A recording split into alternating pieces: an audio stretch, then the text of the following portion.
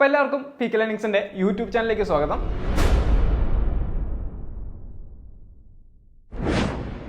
ഇന്ന് നമ്മൾ ലാസ്റ്റത്തെ ക്ലാസ്സാണ്, KP ആക്ടിൻ്റെ ഏറ്റവും അവസാനത്തെ ക്ലാസ്സാണ് നമ്മൾ നോക്കുന്നത്. 77 മുതൽ 120 വരെ. അപ്പോൾ നമ്മൾ നമ്പർ കാണുമ്പോൾ നമുക്ക് ഒരുപാട് നമ്പറുണ്ട്, പക്ഷേ ഇത്രയൊന്നുമില്ല. 77 കഴിഞ്ഞാൽ നമുക്ക് 98 നോക്കേണ്ടത്. അത് കഴിഞ്ഞാൽ 117, 118, 119, 120. അപ്പോൾ ലാസ്റ്റത്തെ ആ ഒരു നാലെണ്ണത്തിൻ്റെ 117 മുതൽ 120 വരെയുള്ളതിൻ്റെ പ്രത്യേകത എന്ന് വെച്ചാൽ നമ്മൾ അതിൻ്റെ ഒരു പണിഷ്മെൻറ്റ് കൂടെ പഠിക്കും. ഓക്കെ, എന്തൊക്കെയാണ് അതിൻ്റെ പണിഷ്മെൻറ്റ് വരുന്നതൊക്കെ നമ്മൾ പഠിക്കും. പിന്നെ ഇത് ഒരു ട്രോൾ രൂപേണ ആയിരിക്കും നമ്മൾ ഈ ക്ലാസ് സെറ്റ് ചെയ്തിരിക്കുന്നത്. വളരെ എളുപ്പം നിങ്ങൾക്ക് മനസ്സിലാവുന്ന രീതിയിലാണ്. ഒരു 117 കഴിഞ്ഞാൽ പിന്നെ ചെറുവറ നമുക്ക് ട്രോളായിട്ട് തന്നെ നമുക്കെല്ലാം പഠിക്കാം. അപ്പോൾ അതുവരെ ചെറിയൊരു ലാഗ് ഉണ്ടാവും ട്രോളിൻ്റെ കാര്യത്തിൽ മാത്രം. അപ്പോൾ നമുക്ക് ക്ലാസ് സ്റ്റാർട്ട് ചെയ്യാം. അത് തന്നെ ഏറ്റവും അധികം നമ്മൾ പഠിക്കുന്നത് 77 ശബ്ദം മൂലമുണ്ടാകുന്ന ശല്യം നിയന്ത്രിക്കുന്നതാണ് 77 അല്ലേ. ഇപ്പം 7 വെച്ചിട്ട് ഇപ്പം നിങ്ങൾക്ക് ഇമേജ് കാണുന്നുണ്ട് അല്ലേ, ശബ്ദം ഉണ്ടാകുമ്പോൾ ഉള്ള എക്സ്പ്രഷൻസ് കാര്യങ്ങളാണ്. അതുകൂടാതെ വേറൊരു കാര്യമുണ്ട്, 7 വേറൊരു പ്രത്യേകതയുണ്ട്. ചെന്നൈ സൂപ്പർ കിങ്സിൻ്റെ മാച്ച് നടക്കുന്ന സമയത്ത് നമ്മൾ ചെപ്പോക്കിൽ നമ്മൾ കാണുന്ന കാര്യമാണ് ധോണി ഇറങ്ങി വരുന്ന സമയത്ത് അല്ലേ, 7 ഇട്ടിട്ട് 7ാം നമ്പറിൽ ധോണി ഇറങ്ങുമ്പോൾ സ്റ്റേഡിയം മൊത്തം ഭയങ്കര സൗണ്ട് ആയിരിക്കും. നമ്മൾ ഈ തവണ ആ ഒരു IPL അത് എടുത്ത് കാണിച്ചൊരു കാര്യം കൂടെയാണ് അല്ലേ. അപ്പം 2-7 എന്ന് പറഞ്ഞാൽ ഭയങ്കര ശബ്ദമായിരിക്കും എന്ന് ഓർത്താൽ മതി.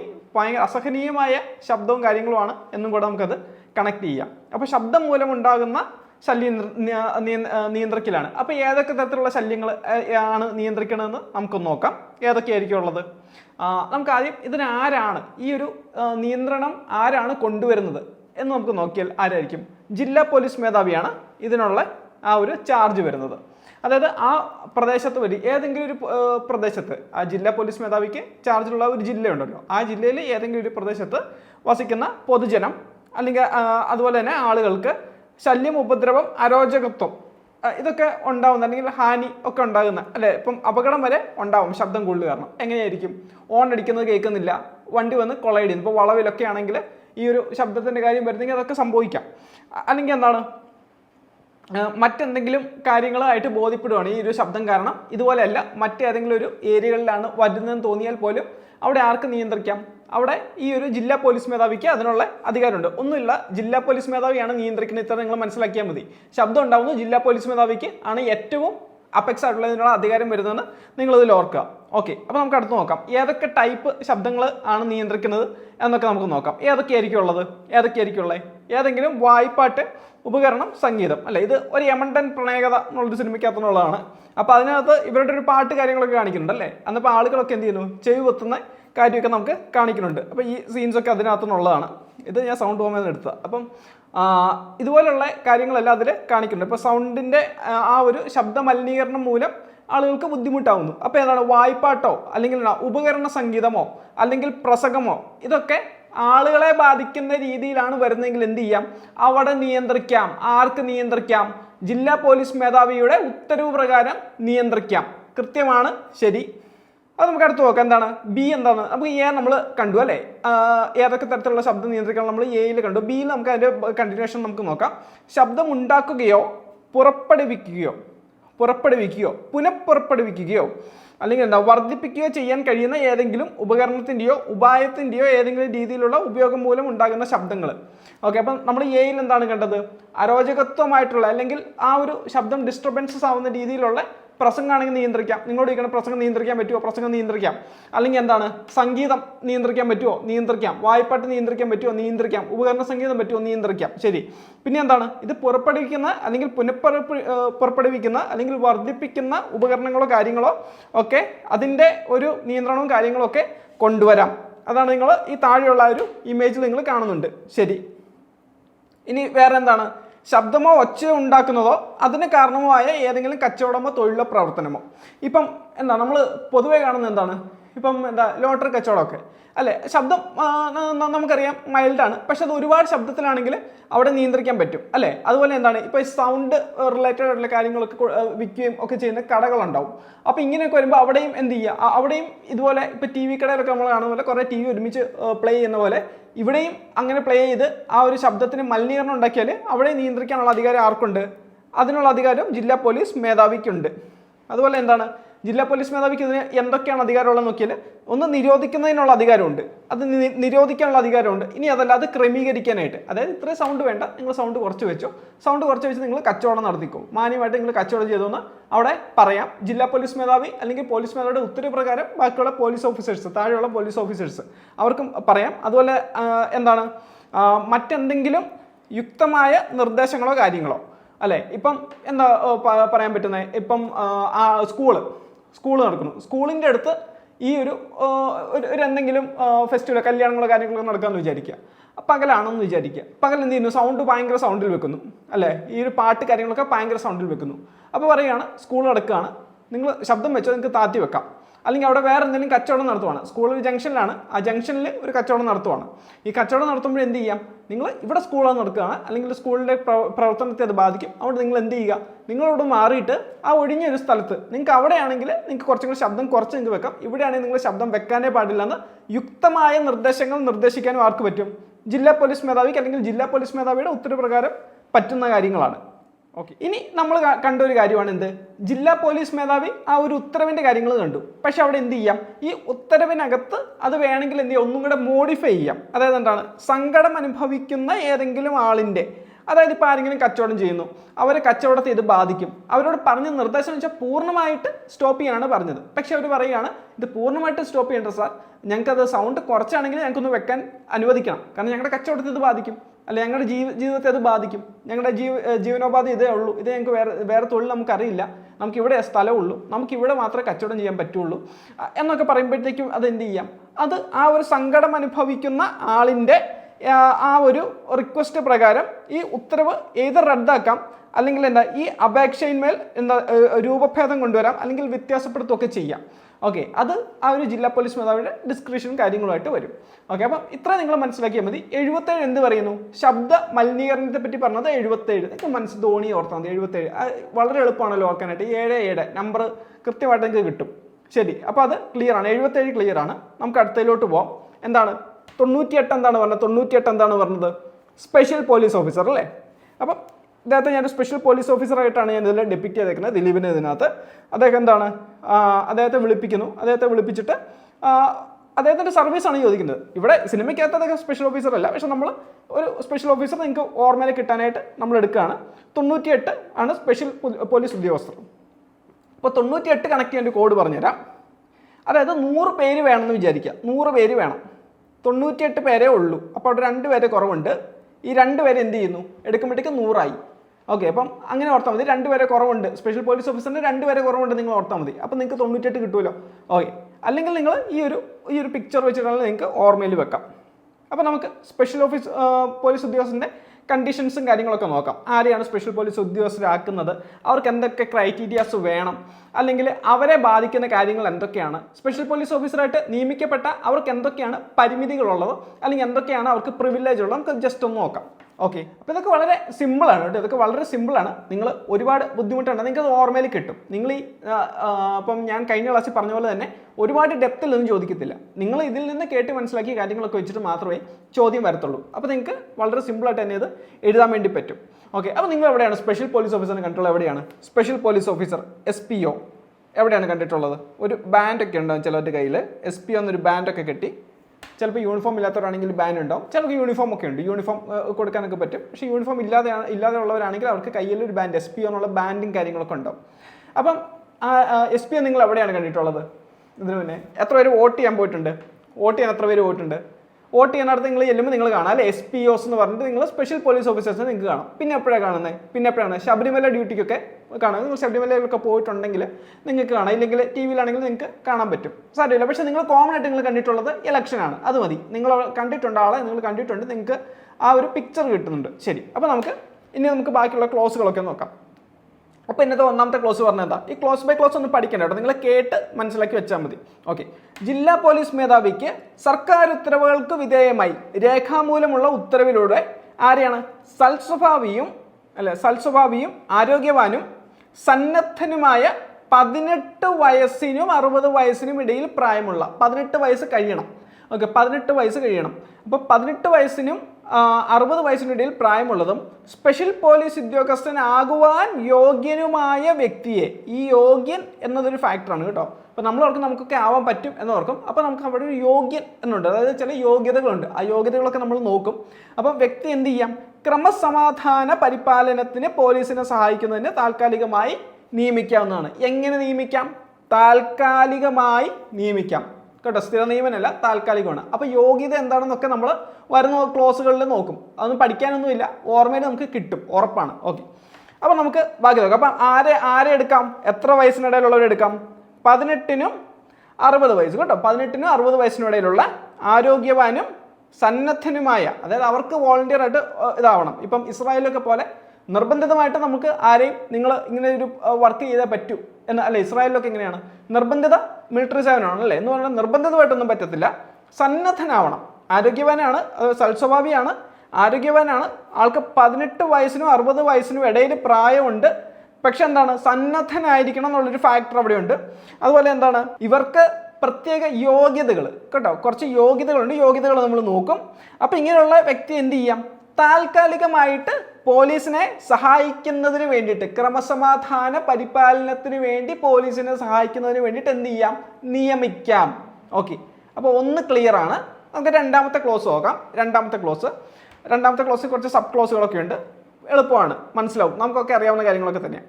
എന്താണ്? അപ്രകാരം നിയമിക്കപ്പെടുന്ന ഓരോ സ്പെഷ്യൽ പോലീസ് ഉദ്യോഗസ്ഥന് നിയമിക്കപ്പെടുമ്പോൾ, അപ്പോൾ ഇങ്ങനെ ഒരാൾ നിയമിതനായി കഴിഞ്ഞാൽ പിന്നെ എന്താണെന്നാണ് നോക്കുന്നത്. സർക്കാർ അംഗീകരിച്ച ഒരു സർട്ടിഫിക്കറ്റ് ലഭിക്കും. ഇപ്പം നിങ്ങൾ നിയമിതനായി എന്ന് വിചാരിക്കുക, നിങ്ങൾക്ക് എന്ത് ചെയ്യും? സർക്കാരിൻ്റെ ഒരു സർട്ടിഫിക്കറ്റ് തരും അല്ലേ? ഗവൺമെൻറ് ഓഫ് കേരള എന്നൊക്കെ എഴുതിയിട്ട്, അല്ലെങ്കിൽ ആഭ്യന്തര വകുപ്പ് എന്നൊക്കെ എഴുതിയ ഇന്നയാൾ ഇത്ര തീയതി മുതൽ ഇത്ര തീയതി വരെ ഇത്ര കാലയളവിൽ പോലീസിനെ അല്ലെങ്കിൽ സ്പെഷ്യൽ പോലീസ് ഓഫീസറായിട്ട് എന്ത് ചെയ്ത് സേവനം അനുഷ്ഠിച്ചിട്ടുണ്ട് എന്ന് പറഞ്ഞിട്ടുള്ള ആ ഒരു സർട്ടിഫിക്കറ്റ് കാര്യങ്ങളൊക്കെ കിട്ടും. അതുപോലെ എന്താണ്? ഒരു സാധാരണ പോലീസ് ഉദ്യോഗസ്ഥനുള്ളതുപോലെ അധികാരങ്ങളും പരിരക്ഷകളും ഉണ്ടായിരിക്കും. അതുപോലെ തന്നെ ഭരണപരവും അച്ചടക്കത്തെ സംബന്ധിക്കുന്നതുമായ നിയന്ത്രണങ്ങൾക്ക് വിധേയനായിരിക്കുന്നതുമാണ്. അപ്പോൾ അവിടെ എന്തൊക്കെയുണ്ട്? റൈറ്റ്സ് കാര്യങ്ങളുണ്ട്. നമ്മൾ ഏറ്റവും നമ്മൾ പറഞ്ഞു എന്താണ്? അവർക്ക് ചില അധികാരങ്ങളും പ്രിവിലേജ് ഒക്കെ ഉണ്ടെന്ന് പറഞ്ഞു. അതായത് അധികാരങ്ങളും പരിരക്ഷകളും ഒക്കെ അവർക്ക് ഉണ്ട്. അതുപോലെ തന്നെ എന്താണ്? അവർക്ക് ആ ഒരു സിസ്റ്റത്തിനകത്തെ, ആ ഒരു ഡിപ്പാർട്ട്മെന്റിനകത്തെ അച്ചടക്കത്തെ സംബന്ധിക്കുന്ന നിയന്ത്രണങ്ങൾക്ക് അവർ വിധേയമായിരിക്കും കേട്ടോ. ആ ഒരു കാര്യം കൂടെ ഓർക്കുക. പിന്നെന്താണ്? സർക്കാർ പുറപ്പെടുവിക്കുന്ന ഉത്തരവ് പ്രകാരമുള്ള വേതനം ലഭിക്കുന്നതാണ്. അപ്പോൾ സർക്കാർ പറയുന്ന ഒരു വേതനം, ആ ഒരു വേതനം അവിടെ ലഭിക്കുന്നതാണ്. ഓക്കെ, പിന്നെ എന്താണ്? മൂന്നാമത്തെ ക്ലോസിൽ എന്താ പറഞ്ഞത്? സ്പെഷ്യൽ പോലീസ് ഉദ്യോഗസ്ഥനായി ഒരാളിനെ നിയമിക്കുന്നു എന്നുള്ളത് കൊണ്ട് മാത്രം അയാൾ സർക്കാർ ജോലിയിൽ സ്ഥിരമോ താൽക്കാലികമായോ എടുത്തതായി കണക്കാക്കുവാൻ പാടില്ലാത്തതും, അയാൾ ഇതേ കാരണത്തിന്മേൽ ഭാവിയിൽ പോലീസ് സേനയിൽ തിരഞ്ഞെടുക്കുന്നതിന് പ്രത്യേക പരിഗണന ഉണ്ടായിരിക്കുന്നതുമല്ല. അതായത് ഇങ്ങനെയുള്ളൊരു വ്യക്തി ഒരാളെ സ്പെഷ്യൽ പോലീസ് ഓഫീസറായിട്ട് എടുത്തു എന്നതുകൊണ്ട് തന്നെ അവർ പോലീസ് സേനയിലെ ഒരു അംഗമായിട്ട്, അല്ലെങ്കിൽ സ്ഥിരമായിട്ടുള്ളൊരു അംഗമോ താൽക്കാലികമായിട്ടുള്ളൊരു അംഗമായിട്ടോ അവരെന്ത് ചെയ്യുന്നില്ല? കൺസിഡർ ചെയ്യുന്നില്ല. അപ്പം സ്ഥിരമായ അംഗമായിട്ടും താൽക്കാലികമായി എടുത്തതായിട്ടും, സ്ഥിരമായും താൽക്കാലികമായും പോലീസ് സേനയിലേക്ക് എടുത്തതായിട്ട് എന്ത് ചെയ്യുന്നില്ല? കണക്കാക്കുവാൻ പാടില്ല. ഇപ്പം ചിലപ്പോൾ സ്റ്റേറ്റ്മെന്റ് വരാം, നിങ്ങളെ സ്പെഷ്യൽ പോലീസ് ഓഫീസറായിട്ട് എടുക്കുന്നു, അല്ലെങ്കിൽ ഒരാൾ സ്പെഷ്യൽ പോലീസ് ഓഫീസറായിട്ട് എടുക്കുന്നു, അയാൾ താൽക്കാലികമായിട്ട് പോലീസിന്റെ, അല്ലെങ്കിൽ താൽക്കാലികമായിട്ട് അയാളെ പോലീസ് സേനയിൽ എടുത്തതായി കണക്കാക്കാം എന്ന് പറഞ്ഞാൽ നമ്മൾ അതിനകത്ത് ഓപ്ഷൻ ഇടും. പക്ഷേ അങ്ങനെ കണക്കാക്കാൻ പാടില്ല. സ്ഥിരമായോ താൽക്കാലികമായോ എടുത്തതായി കണക്കാക്കുവാൻ പാടില്ല എന്നാണ് അതിനകത്തെ ക്ലോസ് 3 പറഞ്ഞത്. 98ന്റെ ക്ലോസ് 3 പറഞ്ഞത്. 98 എങ്ങനെയാണ് കണക്ട് ചെയ്യുന്നത്? അല്ല, 100 പേരുണ്ട്, 2 പേരെ കുറവുണ്ട്. 100 പേര് വേണ്ടടുത്ത് 2 പേരെ കുറവുള്ളപ്പോൾ 2 പേരെ പ്രത്യേകം എടുക്കുന്നു എന്ന് നിങ്ങൾ ഓർത്താൽ മതി. അപ്പോൾ 98 കിട്ടും. ശരി. അപ്പം എന്താണ്? ഈ കാരണത്താൽ ഭാവിയിൽ പോലീസ് സേനയെ തിരഞ്ഞെടുക്കുന്നില്ല. അപ്പം നമ്മൾ ഈ ഒരു SPO ആയിരുന്നു, അല്ലെങ്കിൽ സ്പെഷ്യൽ പോലീസ് ഓഫീസർ ആയിരുന്നു എന്നുള്ള കാരണം കൊണ്ട് നിങ്ങൾ എഴുതുന്ന ഈ ഒരു PSC പരീക്ഷയിലോ അല്ലെങ്കിൽ നിങ്ങളുടെ ഒപ്പം എഴുതുന്നവർക്കൊന്നും തന്നെ ഇതുകൊണ്ട് ഒരു ഗ്രേസ് മാർക്കോ കാര്യങ്ങളോ ഒന്നും തന്നെ കിട്ടത്തില്ല. അല്ലെങ്കിൽ അതിന് പ്രത്യേക പരിഗണനയോ കാര്യങ്ങളോ ഇല്ല. ഇപ്പോൾ ആർമിയിലൊക്കെ എടുക്കുന്നവർക്ക് എന്താ ഈ B സർട്ടിഫിക്കറ്റ് അങ്ങനെ ഉള്ളവർക്ക് ഒരു പ്രത്യേക പരിഗണനയുണ്ട്. NCCയുടെ B സർട്ടിഫിക്കറ്റ് ഉള്ളവർക്ക് പ്രത്യേക പരിഗണന കാര്യങ്ങളൊക്കെ ഉണ്ട്. അപ്പോൾ എന്ന് പറഞ്ഞ പോലെ ഇപ്പം പോലീസ് സേനയിലേക്ക് എടുക്കുന്നതിന് ഇവിടെ യാതൊരുവിധ ആ ഒരു പ്രത്യേക ഒരു പ്രിവിലേജോ കാര്യങ്ങളോ ഒന്നും തന്നെ ഇതിൻ്റെ കാര്യത്തിൽ കിട്ടത്തില്ല. റിക്രൂട്ട്മെന്റിന്റെ കാര്യത്തിലോട്ട് വരുമ്പോൾ അതൊന്നും അവിടെ ഉണ്ടാവില്ല. അപ്പോൾ ഓക്കെ, ക്ലിയർ ആണ്. 4 നോക്കാം. എന്താണ് 4 പറഞ്ഞതെന്ന്? ക്രമസമാധാന പാലനത്തിന് വളരെയധികം ആളുകളെ അടിയന്തരമായി ആവശ്യമുള്ള പ്രത്യേക പരിതസ്ഥിതിയിൽ സർക്കാർ ഉത്തരവിന്റെ അടിസ്ഥാനത്തിൽ സ്പെഷ്യൽ പോലീസ് ഉദ്യോഗസ്ഥരെ നിയമിക്കാവുന്നതാണ്. ഉദാഹരണത്തിന് എന്താണ്, ഇലക്ഷൻസ് കാര്യങ്ങൾ വരുന്നു. ഇലക്ഷൻസ് വരുമ്പോഴത്തേക്കും പോലീസ് സേനയിലുള്ള അംഗങ്ങൾ കൂടുതൽ അംഗങ്ങളുടെ ആവശ്യം വരുന്നുണ്ട്. അതുപോലെ ശബരിമല ഡ്യൂട്ടിയൊക്കെ വരുമ്പോഴത്തേക്കും എന്ത് വരുന്നുണ്ട്, പോലീസ് സേനയിലുള്ള അംഗങ്ങളെക്കാളും കൂടുതൽ ഞാൻ പറയില്ല. കാരണം എന്താ, ഒരു സ്റ്റേഷനിൽ ഇത്ര പേർക്കാണ് പോകാൻ പറ്റുന്നത്. കാരണം ആ ഒരു സ്റ്റേഷന്റെ ഫംഗ്ഷൻസ് ഇവര് ശബരിമല ഡ്യൂട്ടിക്കോ അല്ലെങ്കിൽ ഇലക്ഷൻ ഡ്യൂട്ടിക്കോ പോയെന്ന് കരുതിക്കൊണ്ട് അവിടെ മുടങ്ങാൻ പാടില്ല. അപ്പം എന്ത് ചെയ്യുന്നു വെച്ചാൽ അഡീഷണലി ഇങ്ങനെ കുറച്ച് പേരെ ഹയർ ചെയ്യും. അതാണ് ഈ നടക്കുന്ന SP അല്ലെങ്കിൽ സ്പെഷ്യൽ പോലീസ് ഓഫീസർ എന്ന് പറയുന്ന ആ ഒരു സെക്ഷൻ. ഓക്കെ, അപ്പം ഇനി ഒന്നുകൂടി നോക്കി. ക്രമസമാധാന പാലനത്തിന് വളരെയധികം ആളുകളെ അടിയന്തരമായി ആവശ്യമുള്ള പ്രത്യേക പരിതസ്ഥിതിയിൽ സർക്കാർ ഉത്തരവിന്റെ അടിസ്ഥാനത്തിൽ സ്പെഷ്യൽ പോലീസ് ഉദ്യോഗസ്ഥരെ നിയമിക്കാവുന്നതാണ്. വ്യക്തമാണല്ലോ. ഇങ്ങനൊരു ആളുകളുടെ ആവശ്യം വരുമ്പോഴാണ്, അതായത് അധിക സേനയുടെ അല്ലെങ്കിൽ സേവനം വരുന്ന ആ ഒരു സാഹചര്യത്തിലായിരിക്കും ഇതുപോലെ റിക്രൂട്ട്മെന്റ് നടക്കുന്നത്. പിന്നെ ഈ റിക്രൂട്ട്മെന്റ് എന്താണ്, അവർ ഗസറ്റിൽ പബ്ലിഷ് ചെയ്യുകയൊക്കെ ചെയ്യും, നമുക്ക് അറിയാനും ഒക്കെ പറ്റും. അതുകൊണ്ട് എന്താ, സ്പെഷ്യൽ പോലീസ് ഉദ്യോഗസ്ഥർ വിമുക്ത ഭടന്മാരോ. നമ്മൾ നേരത്തെ പറഞ്ഞു കുറച്ച് യോഗ്യന്മാരുടെ കാര്യം പറഞ്ഞല്ലേ, ആരാണ് യോഗ്യൻ എന്നുള്ളത് നമുക്ക് നോക്കുകയാണ്. ആരാണ് സ്പെഷ്യൽ പോലീസ് ഉദ്യോഗസ്ഥർ? വിമുക്ത ഭടന്മാരോ, വിമുക്ത ഭടൻ റിട്ടയർ ആയവർ. കാരണം നമ്മൾ എത്ര ഏജ് പറഞ്ഞ 18 മുതൽ 60 വരെയാണ്. അപ്പോൾ എത്രയാ, 50 കഴിഞ്ഞവർക്കോ ഒക്കെ തന്നെ ജോയിൻ ചെയ്യാം. 55 കഴിഞ്ഞവർക്കാണെങ്കിലും അവർ ആരോഗ്യവാന്മാരാണെങ്കിൽ അവർക്ക് തീർച്ചയായിട്ടും ജോയിൻ ചെയ്യാം. പിന്നെ ആരാണ് വിമുക്ത ഭടന്മാർ? പിന്നെ ആരാണ് വിരമിച്ച പോലീസ് ഉദ്യോഗസ്ഥർ. ജോസഫ് എന്നൊരു സിനിമ കണ്ടിട്ടില്ല, ജോസഫ് എന്നൊരു സിനിമ. അതിനകത്ത് ആള് പ്രത്യേക ഇതിൽ വന്നിട്ട് കേസ് അന്വേഷിക്കുന്നുണ്ട് അല്ലെ, ജോജുവിൻ്റെ പ്രത്യേക ഒരു ആളായിട്ട് വന്നിട്ട് കേസൊക്കെ അന്വേഷിക്കുന്നുണ്ട്. അത് സ്പെഷ്യൽ പോലീസ് ഓഫീസറല്ല, സർക്കാരിനെ ഹെൽപ്പ് ചെയ്യാനായിട്ട് അല്ലെങ്കിൽ ഡിപ്പാർട്ട്മെന്റിനെ ഹെൽപ്പ് ചെയ്യാനായിട്ട് അയാളുടെ ജോലിയുടെ ആത്മാർത്ഥം കൊണ്ട് അയാളുടെ സീനിയർ ഓഫീസേഴ്സ് വിളിച്ചപ്പോൾ വരുന്നതാണ്. അപ്പോൾ അതുപോലെ തന്നെ എന്താണ്, വിരമിച്ച ഒരു ഉദ്യോഗസ്ഥന് അദ്ദേഹത്തിന് ആരോഗ്യസ്ഥിതിയൊക്കെ ഓക്കെ ആണെങ്കിൽ അദ്ദേഹത്തിന് എന്ത് ചെയ്യാം, SP ആവാൻ പറ്റും. ഓക്കെ, അപ്പോൾ വിരമിച്ച പോലീസ് ഉദ്യോഗസ്ഥരോ അതുപോലെ തന്നെ എന്താണ്, NSSൽ വർക്ക് ചെയ്തവർ അല്ലെ, NSS നിങ്ങൾക്ക് അറിയാലോ, നാഷണൽ സർവീസ് സ്കീം. NSSൽ വർക്ക് ചെയ്തവർ, അതുപോലെ എന്താണ് NCCയിൽ വർക്ക്, NCCയുടെ പാർട്ടായിട്ടുള്ളത്, NSS വർക്ക് ചെയ്യുമല്ല NSSന്റെ പാർട്ടായിട്ടുള്ളവരെന്ന് പറയാം. കാരണം ഇത് വോളണ്ടറി ഓർഗനൈസേഷൻ ആണ്. അപ്പോൾ NSS, പിന്നെ എന്താണ് നാഷണൽ സർവീസ് സ്കീം എന്ന് പറയും. പിന്നെ എന്താ NCC അല്ലെ, നാഷണൽ കേഡറ്റ് കോർപ്സ്. അതുപോലെ എന്താണ് സ്റ്റുഡൻറ് പോലീസ് കേഡറ്റ് അല്ലെ, SPC സ്റ്റുഡൻറ് പോലീസ് കേഡറ്റ് എന്നിവയിൽ പ്രവൃത്തി പരിചയമുള്ളവരോ അല്ലെങ്കിൽ സർക്കാർ കാലാകാലങ്ങളിൽ നിശ്ചയിക്കുന്ന സമാന വിഭാഗങ്ങളിൽ പെടുന്നവരോ ആയിരിക്കേണ്ടതാണ്. അതായത് ഇതിന് ശേഷം SPC വരെയാണ് നമുക്ക് ഏറ്റവും ലാസ്റ്റ് വന്നത്, 2008ലാണ് തോന്നുന്നത് SPC വരുന്നത്. അപ്പം ഇതിന് ശേഷം പിന്നീട് എന്ത് ചെയ്യുന്നു, വേറെ ഏതെങ്കിലും ഇതുപോലുള്ള ഡിപ്പാർട്ട്മെന്റ് അല്ലെങ്കിൽ ഇതുപോലെ ഏതെങ്കിലും ഒരു വോളണ്ടറി കാര്യങ്ങളെല്ലാം കൊണ്ടുവന്നിട്ടുണ്ടെങ്കിൽ അതിൽ പങ്കാളിയാകുന്നവർക്കും ഇതിൽ എന്ത് ചെയ്യാം, ഇതിൽ സേവനം അനുഷ്ഠിക്കാം. ഓക്കെ, ഇനി അടുത്ത 6ൽ നമ്മൾ പറയുന്നത് എന്താണെന്ന് വെച്ചാൽ ഈ സ്പെഷ്യൽ പോലീസ് ഉദ്യോഗസ്ഥരുടെ സേവനം അവസാനിപ്പിക്കുന്ന കുറച്ച് കാര്യങ്ങളാണ്. ഇവരൊരു സേവനം അവസാനിപ്പിക്കുന്ന കുറച്ച് കാര്യങ്ങളാണ്. അപ്പോൾ ഇതെങ്ങനെ അവസാനിപ്പിക്കുക എന്ന് ചോദിച്ചാൽ എങ്ങനെയാണ്, ഏത് സമയത്തും മുന്നറിയിപ്പില്ലാതെയും. ഇപ്പോൾ പ്രൈവറ്റ് ഓർഗനൈസേഷനിലൊക്കെ കയറി എന്ത് ചെയ്യാം, അവിടെ നോട്ടീസ് പീരീഡ് കാര്യങ്ങളൊക്കെ ഉണ്ട് അല്ലേ, നോട്ടീസ് പീരീഡ് ഉണ്ട്. അതുപോലെ എന്താണ്, ഇമ്മീഡിയറ്റ്ലി വേറെ പ്രത്യേകിച്ച് കാരണമൊന്നും അല്ലാതെ നമ്മളെ പറഞ്ഞു വിടുവാണെങ്കിലും ചില മര്യാദകളൊക്കെ കീപ്പ് ചെയ്യേണ്ടത്. ഇത് ഇവിടെ പക്ഷേ അങ്ങനെയൊന്നുമില്ല. ഏത് സമയത്തും മുന്നറിയിപ്പുമില്ലാതെയും പ്രത്യേകിച്ച് കാരണമൊന്നും കാണിക്കാതെ അല്ല നിങ്ങൾ പോയിക്കോളൂ എന്ന് പറഞ്ഞാൽ നമ്മൾ അവിടുന്ന് പോരേണ്ടി വരും. പ്രത്യേകിച്ച് കാരണം കാണിക്കാതെയും അതുപോലെ നഷ്ടപരിഹാരം നൽകാതെയും. നഷ്ടപരിഹാരവും കൊടുക്കുന്നില്ല എന്നുള്ള കാര്യം ശ്രദ്ധിക്കണം. നഷ്ടപരിഹാരവും അവിടെ കൊടുക്കുന്നില്ല. ഇതുപോലുള്ള സമയങ്ങളിൽ നഷ്ടപരിഹാരവും കൊടുക്കുന്നില്ല. ജില്ലാ പോലീസ് മേധാവിക്ക് ആ ഒരു സേവനം അവസാനിപ്പിക്കാവുന്നതാണ്. ഓക്കെ, അപ്പോൾ എന്നിട്ട് നമുക്ക് അത് ഒന്നും കൂടെ ഒന്ന് വായിച്ചു നോക്കാം. അതാണ് സ്പെഷ്യൽ പോലീസ് ഉദ്യോഗസ്ഥരുടെ സേവനം ഏത് സമയത്തും മുന്നറിയിപ്പില്ലാതെയും പ്രത്യേകിച്ച് കാരണമൊന്നും കാണിക്കാതെയും നഷ്ടപരിഹാരം നൽകാതെയും ജില്ലാ പോലീസ് മേധാവിക്ക് അവസാനിപ്പിക്കുന്നതാണ്. ക്ലിയർ ആണല്ലോ? ഓക്കെ, അപ്പം ഏത് സമയത്തും അവസാനിപ്പിക്കാം, മുന്നറിയിപ്പില്ലാതെ അവസാനിപ്പിക്കാം, അതുപോലെ എന്താ പ്രത്യേകിച്ച് കാരണമൊന്നും കാണിക്കാതെ അവസാനിപ്പിക്കാം. പിന്നെ എന്താ, നഷ്ടപരിഹാരം കൊടുക്കുവാൻ വേണ്ട, നഷ്ടപരിഹാരം കൊടുക്കണ്ട. ഓക്കെ, നഷ്ടപരിഹാരമാണ് കൊടുക്കണ്ട എന്ന് പറയുന്നത്. അപ്പം ഇങ്ങനെ ഇത് എൻഡ് ചെയ്യാം. അതുപോലെ തന്നെ എൻ്റെ 7ാമത്തെ പോയിന്റ് പറഞ്ഞാണ് എന്ത്, ഇവർക്ക് ആയുധം കൈവശം വെക്കാനോ ആയുധങ്ങൾ അല്ലെങ്കിൽ കൈകാര്യം ചെയ്യാനോ ഒന്നും തന്നെ ഇവർക്ക് പറ്റത്തില്ല. അതുപോലെ തന്നെ കേസ് അന്വേഷണമൊന്നും ഇവർക്ക് ചെയ്യേണ്ട കാര്യമില്ല, അല്ലെങ്കിൽ ഇവർ കേസ് അന്വേഷിക്കാൻ പാടില്ല എന്നൊക്കെ പറയുന്നത് 7ലാണ്. നിങ്ങളോട് ഇത് ഇത്രാമത്തെ ക്ലോസിൽ ഇങ്ങനെ പറഞ്ഞു എന്നൊന്നും ചോദിക്കത്തില്ല. ഇങ്ങനെ കുറച്ച് കാര്യങ്ങളുണ്ടെന്ന് മാത്രമേ പറയത്തുള്ളൂ. ഓക്കെ, ഒരിക്കലും ഇപ്പം സ്റ്റേറ്റ്മെന്റ് ഇങ്ങനെ തരുള്ളൂ. അതായത് സ്പെഷ്യൽ പോലീസ് ഓഫീസർക്ക് ആയുധം കൈവശം വെക്കാൻ പാടില്ല എന്നേ പറയുള്ളൂ. അല്ലാതെ ഇത്രാമത്തെ ക്ലോസിൽ ഇങ്ങനെ പറഞ്ഞു എന്നൊന്നും പറയത്തില്ല. അതുകൊണ്ട് നിങ്ങൾ അങ്ങനെ ക്ലോസ് ബൈ ക്ലോസ് ആയിട്ടൊന്നും നിങ്ങൾ പഠിക്കേണ്ട കേട്ടോ. ഓക്കെ, അപ്പോൾ ഞാനത് കഴിഞ്ഞ ക്ലാസ്സിലും പറഞ്ഞിട്ടുള്ള കാര്യമാണ്. ക്ലോസ് ബൈ ക്ലോസ് ആയിട്ട് നിങ്ങളത് പഠിക്കേണ്ട ആവശ്യമില്ല. ശരി, അപ്പോൾ സ്പെഷ്യൽ പോലീസ് ഉദ്യോഗസ്ഥർക്ക് ആയുധങ്ങൾ നൽകുവാൻ പാടില്ല. അതുകൊണ്ട് കേസുകൾ, പരാതികൾ എന്നിവയുടെ അന്വേഷണത്തിന് അവരെ ചുമതലപ്പെടുത്തുവാനോ പാടില്ല. കേസുകൾ, പരാതികൾ ഇവരുടെ അന്വേഷണത്തിന് SPOs ഇടപെടേണ്ട കാര്യമില്ല. അതുപോലെ എന്താണ്, ആയുധങ്ങൾ നൽകുവാനോ അത് കൈകാര്യം ചെയ്യാനോ ഒന്നും അവരത് ചെയ്യേണ്ട കാര്യമില്ല. ഇത്രയാണ് പറയുന്നത്. ശരി, അപ്പോൾ അത്രയും ക്ലിയർ ആണ്. 77 ക്ലിയർ ആണ്. 77 ധോണി എന്താണ് പറഞ്ഞേ സൗണ്ട് അല്ലേ, സൗണ്ടിന്റെ കാര്യമാണ് 77 പറഞ്ഞത്. 98 വരുമ്പോൾ എന്താണ് പറഞ്ഞത്, 2 വരെ കുറവുണ്ടെന്ന് പറഞ്ഞു അല്ലേ.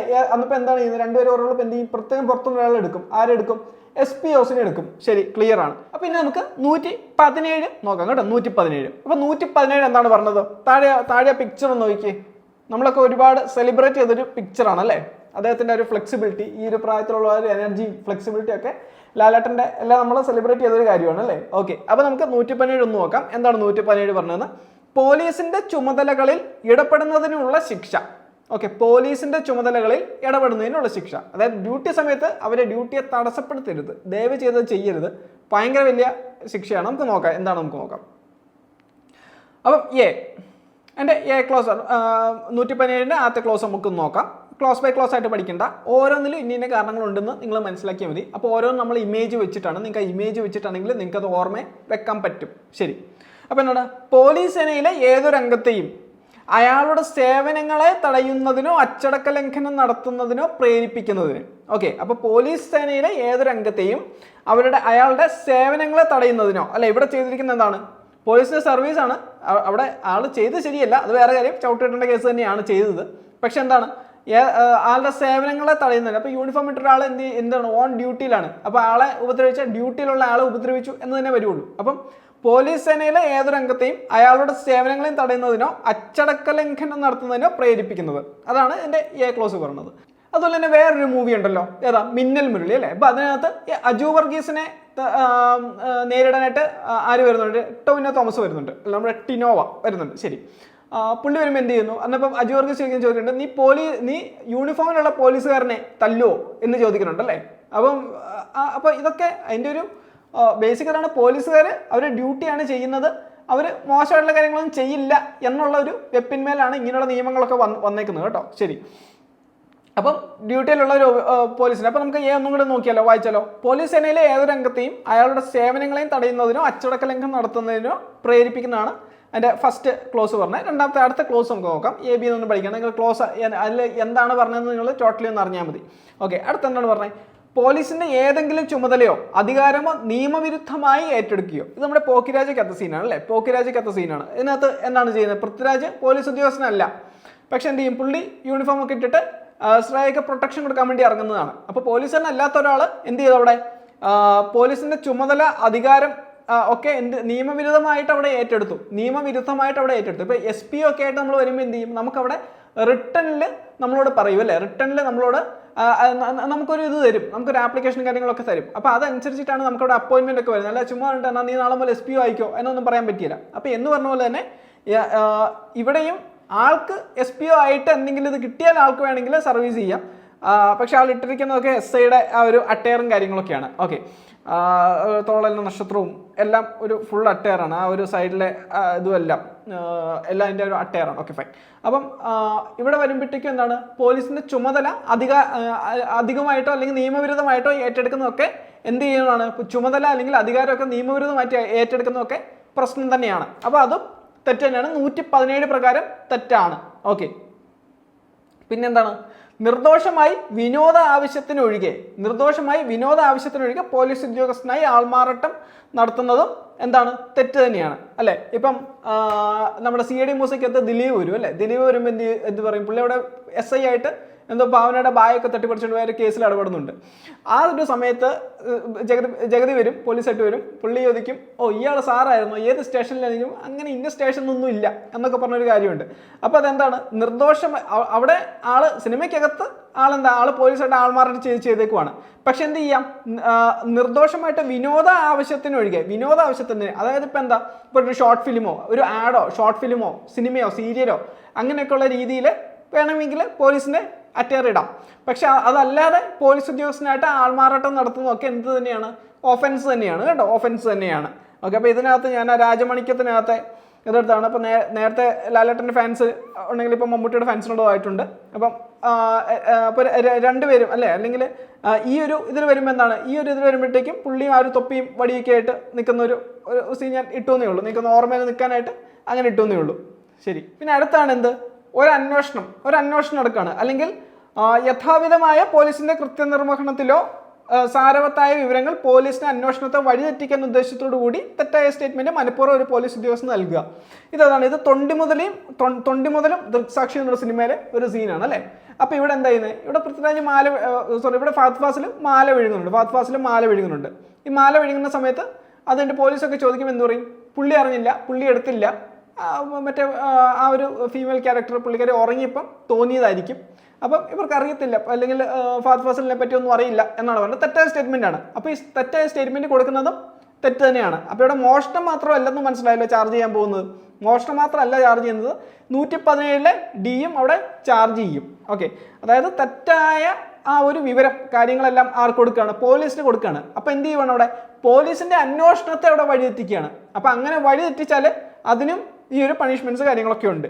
പിന്നെ എന്താണ്, ഒരു പോലീസ് ഉദ്യോഗസ്ഥനെ ഏതെങ്കിലും കൃത്യനിർവഹണത്തിൽ നിന്നും തടയണമെന്ന പ്രത്യക്ഷമായ ഉദ്ദേശത്തോടുകൂടെ ഭീഷണിപ്പെടുത്തുകയോ തടയുകയോ കയ്യേറ്റം ചെയ്യുകയോ അല്ലേ. അത് പറയുമല്ലോ, നീ യൂണിഫോമിൽ നിന്ന് ഇറങ്ങൂലോ അപ്പം കാണാം എന്നുള്ള ഭീഷണിയൊക്കെ നമ്മൾ പല സിനിമകളിലും കണ്ടിട്ടുണ്ടല്ലേ. അതുപോലെ എന്താണ്, ആളെ തടയുകയാണ്, അങ്ങോട്ട് ഇപ്പോൾ പോകേണ്ട കാര്യമില്ല, പോകാൻ പറ്റിയല്ലോ എന്നൊക്കെ പറഞ്ഞ് തടഞ്ഞാലോ. അല്ലെങ്കിൽ എന്താ, കയ്യേറ്റം ചെയ്യുക. ഇപ്പോൾ ഈ താഴെ നമ്മൾ കാണുന്നത് കടുവ സിനിമയ്ക്കകത്തെ ഒരു സീനാണ്. അപ്പോൾ ഇവിടെയും ഇടി കൊള്ളേണ്ടത് തന്നെയാണ്, ഒരു 2 ഇടി കൂടുതൽ കൊള്ളേണ്ടത് തന്നെയാണ് ആ പോലീസിന് ഇവിടെ കാണിക്കുന്നതെങ്കിലും എന്താണ്, നമ്മൾ നിയമം വരുന്നത് എങ്ങനെയാണ്, നിയമം വരുന്നത് പോലീസ് ഉദ്യോഗസ്ഥൻ യൂണിഫോമിലാണെങ്കിൽ ആള് എന്താണ്, ഭയമോ ഇതൊന്നും ഇല്ലാതെ, അല്ലെങ്കിൽ എന്താ ചില ആ ഒരു ആരോടും മമതയോ കാര്യങ്ങളോ ഒന്നും ഇല്ലാതെ വേണം ഈ ഒരു സർവീസ് ചെയ്യാൻ എന്നാണ് അവരെ ഒരു പ്രതിജ്ഞാ കാര്യങ്ങളൊക്കെ. അപ്പോൾ അതെല്ലാം അനുസരിച്ചിട്ടാണ് നിയമം വന്നിരിക്കുന്നത്. പക്ഷേ ഇവിടെ എന്താണ് ഇതാവുന്നത്, പക്ഷപാതം ഒന്നും ഇല്ലാതെ പ്രവർത്തിക്കണമെന്നാണ് പറയുന്നത്. പക്ഷേ ഇവിടെ വരുമ്പം അങ്ങനെയല്ല. പക്ഷെ എന്താണ്, അങ്ങനെ ഏതെങ്കിലും രീതിയിൽ ഒരാൾ ഈ പോലീസിനെ ഭീഷണിപ്പെടുത്തുകയോ തടയുകയോ കയ്യേറ്റം ചെയ്യുകയോ ചെയ്താൽ അവിടെയും അതും കുറ്റം തന്നെയാണ്. 117 അനുസരിച്ച് അതും കുറ്റം തന്നെയാണ്. ഓക്കെ, നിങ്ങൾക്ക് ഓർമ്മയിൽ വെക്കാൻ പറ്റുന്നുണ്ടല്ലോ അല്ലേ, ഇതൊക്കെ വെച്ചിട്ട് നിങ്ങൾക്ക് പറയുമ്പോൾ നിങ്ങൾക്ക് ഓർമ്മ വെക്കാൻ കുറച്ചും കൂടെ പറ്റുന്നുണ്ടല്ലോ അല്ലേ. അപ്പോൾ ഇതൊക്കെ ചെയ്താൽ എന്താണ് കുറ്റം, എന്താണ് വരുന്നത്, 3 വർഷം വരെ തടവും. 3 പേരുണ്ട്, 3 കിങ്സ് സിനിമയിലാണ്. 3 വർഷം വരെ തടവും. ഇത് നമുക്കറിയാം 10,000 രൂപ അല്ലേ, 10,000 രൂപ പിഴയും. ഓക്കെ, അപ്പം അയാൾ കുറ്റസ്ഥാപനത്തിന്മേൽ 3 വർഷം വരെ ആകുന്ന തടവും 10,000 രൂപ കവിയാത്ത പിഴ, 10,000 രൂപയിൽ കവിയാത്ത പിഴ. ഓക്കെ, അത് പിഴ എത്ര വേണേലും 10,000-നുള്ളിൽ എത്ര വേണേലും, കൃത്യം 10,000 എന്നല്ല, 10,000 രൂപയിൽ കവിയാത്ത പിഴ എന്നാണ്. 10,000 രൂപയ്ക്ക് ഉള്ളിലുള്ള ഏത് തുക വേണമെങ്കിലും കോടതി നിശ്ചയിക്കുന്ന രീതിയിൽ പിഴ കൊടുക്കാം. അല്ലെങ്കിൽ എന്താണ്, ഇവ രണ്ടും കൂടിയും അനുഭവിക്കേണ്ടി വരും. ഓക്കെ, അപ്പോൾ 3 വർഷം തടവ്, 10,000 രൂപ വരെയാകാവുന്ന പിഴ എന്നുള്ളത് മനസ്സിലാക്കിയാൽ മതി. ഇപ്പോൾ തടവിൻ്റെ കാര്യം 3 വർഷം എന്നല്ല, 3 വർഷം വരെയാകാവുന്ന തടവ് എന്നാണ് പറയുന്നത്. അപ്പോൾ നമുക്കുള്ള 118 എന്താണ്, ഗുരുതരമായ ക്രമസമാധാന ലംഘനമോ അപായമോ ഉണ്ടാക്കുന്നതിനുള്ള ശിക്ഷ അല്ലേ. അപ്പം ഗുരുതരമായ ഇപ്പം ഇത് CID മ്യൂസിക്കത്തെ സീനാണ്. പുള്ളി എന്ത് ചെയ്യുന്നു, സലീംകുമാറോടെ പടക്കമൊക്കെ പിടിച്ച് വരുന്നുണ്ട്. അവസാനം പടക്കത്തിന് തീ കൊളുത്തിട്ട് നേരെ ആ ഒരു പോലീസ് ഹെഡ്ക്വാർട്ടേഴ്സിലാണെന്ന് തോന്നുന്നു കയറി അവിടെ മൊത്തം ബഹളം ഉണ്ടാക്കുന്നുണ്ട്. അപ്പോൾ അതെന്താണ്, ഗുരുതരമായ ക്രമസമാധാന ലംഘനവും അപായവും ഒക്കെ തന്നെയാണ് അവിടെ ഉണ്ടാക്കുന്നത്. പക്ഷെ ഇവിടെ ആൾക്ക് ഒരു ബുദ്ധിക്ക് സ്ഥിരതയില്ല എന്നൊക്കെ പറഞ്ഞ് നമ്മൾ ഊരിപ്പോരുന്ന ചില കേസുകളൊക്കെ കണ്ടിട്ടുണ്ടല്ലോ, അതിൽ ഇതും പെടും. ഓക്കെ, അപ്പം എന്താണ് 118 എന്താണ്, ഗുരുതരമായ ക്രമസമാധാന പ്രശ്നമോ അല്ലെങ്കിൽ എന്താണ് അപായമോ ഉണ്ടാക്കുന്നതിനുള്ള ശിക്ഷയാണ് കേട്ടോ 118 പറഞ്ഞത്. അപ്പോൾ ഈ 118ന്റെ എ എന്താണ് പറഞ്ഞത്, പൊതുസ്ഥലത്ത് ഒന്നെങ്കിൽ ആളെന്താണ് ലഹരിക്കടിമപ്പെട്ട നിലയിൽ കാണപ്പെടുകയോ, അല്ലെങ്കിൽ എന്താണ് ഇവിടെ ലഹരിക്ക് അടിമപ്പെട്ട് നമ്മുടെ ചോട്ട മുംബൈയിലെ സീനാണല്ലേ, റിലീസ് ഒക്കെ വന്നപ്പോൾ പോയി കണ്ടല്ലോ അല്ലേ. ഓക്കെ, അപ്പം ഇത് ലഹരിക്ക് അടിമപ്പെട്ട ഒരു സീനാണ്. അല്ലെങ്കിൽ എന്താണ്, പൊതുസ്ഥലത്ത് ലഹരി ഉപയോഗിക്കുന്നു എന്നുള്ള രീതിയിൽ ഓക്കെ അത് ഡെപ്പിക്റ്റ് ചെയ്തേക്കുന്നതാണ്. ഓക്കെ, പിന്നെ എന്താണ്, ലഹളയുണ്ടാക്കുന്നവനായോ, ഇത് പഴശ്ശി രാജ സിനിമയ്ക്കകത്തുനിന്ന് എടുത്തതാണ്. അപ്പോൾ ഇവിടെ മൂവിയിൽ എന്താ ചെയ്യുന്നത്, അവിടെ മൂവിയിൽ ഇത് ന്യായമായിട്ടുള്ള കാര്യമാണ്. പക്ഷെ നമുക്ക് പഠിക്കാനായിട്ട് ഞാനിത് ഇതിനകത്ത് ആഡ് ചെയ്തേ ഉള്ളൂ. ഓക്കെ, അവിടെയും പഴശ്ശി വിപ്ലവം എന്നൊക്കെ പറഞ്ഞ ആ ഒരു ഒന്നാം പഴശ്ശി വിപ്ലവം രണ്ടാം പഴശ്ശി വിപ്ലവം എന്നൊക്കെ നിങ്ങൾ പഠിച്ചിട്ടുണ്ടല്ലോ. ഓക്കെ, അപ്പോൾ അതാണ് അവിടെ നടക്കുന്നത്. അപ്പം ലഹള ഉണ്ടാക്കുന്നവനായോ അല്ലെങ്കിൽ സ്വയം തന്നെ ശ്രദ്ധിക്കാൻ അശക്തനായോ കാണപ്പെടുകയോ ഒക്കെ ചെയ്തു കഴിഞ്ഞാൽ എന്താണ്, അതായത് അറ്റൻഷൻ സീക്കറായിട്ട് ആൾ അത്ര വീക്കായിട്ടുള്ള ആളായിട്ട് കാണിക്കുകയോ അങ്ങനെയൊക്കെ ചെയ്തു കഴിഞ്ഞാൽ ഉള്ള കാര്യം ഇതിൽ തന്നെയാണ് പെടുന്നത്. 118 തന്നെയാണ് പെടുന്നത്. ഇതിൻ്റെ അടുത്ത ക്ലോസ് പറയുന്നതാണ് എന്ത്, അറിഞ്ഞുകൊണ്ട് പോലീസിനെയോ ഫയർ സർവീസിനെയോ മറ്റേതെങ്കിലും ആവശ്യ സർവീസിനെയോ വഴിതെറ്റിക്കാൻ കിംവദന്തി പരത്തുകയോ വ്യാജമായി അപകട സൂചന നൽകുകയോ ചെയ്യുന്നത്. പക്ഷെ മണവാളൻ അത്രക്കാരനല്ല. മണവാളൻ കുറച്ചും കൂടെ ഡീസൻ്റ് ആയിട്ടുള്ള ആളാണ്, നല്ല ആളാണ്, നല്ല മനസ്സിൻ്റെ ഉടമയാണ് അല്ലേ. അപ്പം ജയസൂര്യ അവിടെ വെള്ളത്തിൽ പോയപ്പോഴത്തേക്ക് മണവാളൻ ചെയ്തത് എന്താണ്, പുള്ളി പറഞ്ഞത് ആള് പോയി, അതുകൊണ്ട് ആൾ എത്രയും പെട്ടെന്ന് എന്ത് ചെയ്തു, ഒരു പൗരം ചെയ്യുന്ന കാര്യം വിളിച്ചറിയിച്ചു. പക്ഷേ എന്താണ് അവിടെ വന്നു കഴിഞ്ഞപ്പോൾ ആള് ജീവനോടെ ഉണ്ട്. അവിടെ ചിലപ്പം ഫയർ ഫോഴ്സിനായിട്ട് നഷ്ടങ്ങളും കാര്യങ്ങളൊക്കെ ഉണ്ടായി. അപ്പം ഇങ്ങനെയൊക്കെ അറിഞ്ഞുകൊണ്ട് പോലീസിനെയോ ഫയർ സർവീസിനെയോ ഒക്കെ എന്താണ് അതുപോലെയുള്ള അവശ്യ സർവീസുകളെ വഴിതെറ്റിക്കുന്നതിൻ്റെ ഭാഗമായിട്ട് എന്ത് ചെയ്യുന്നു, ഈ ഫേക്ക് ന്യൂസ് കാര്യങ്ങളൊക്കെ അറിയിക്കുക, പടർത്തുക, ഇതൊക്കെ ചെയ്യുന്നതാണ് ഇതിനകത്ത് വരുന്നത്. അപ്പം വ്യാജമായിട്ട് അവർക്കൊരു അപകട സൂചന നൽകുകയാണ്. ഇപ്പം പലപ്പോഴും കാണുന്ന കാര്യമാണ്, അവിടെ ബോംബ് വെച്ചിട്ടുണ്ട്, ഇവിടെ ബോംബ് വെച്ചിട്ടെന്നൊക്കെ എന്ത് ചെയ്യും, പോലീസിനെ അല്ലെങ്കിൽ പോലീസിനെ വിളിച്ചറിയിക്കും.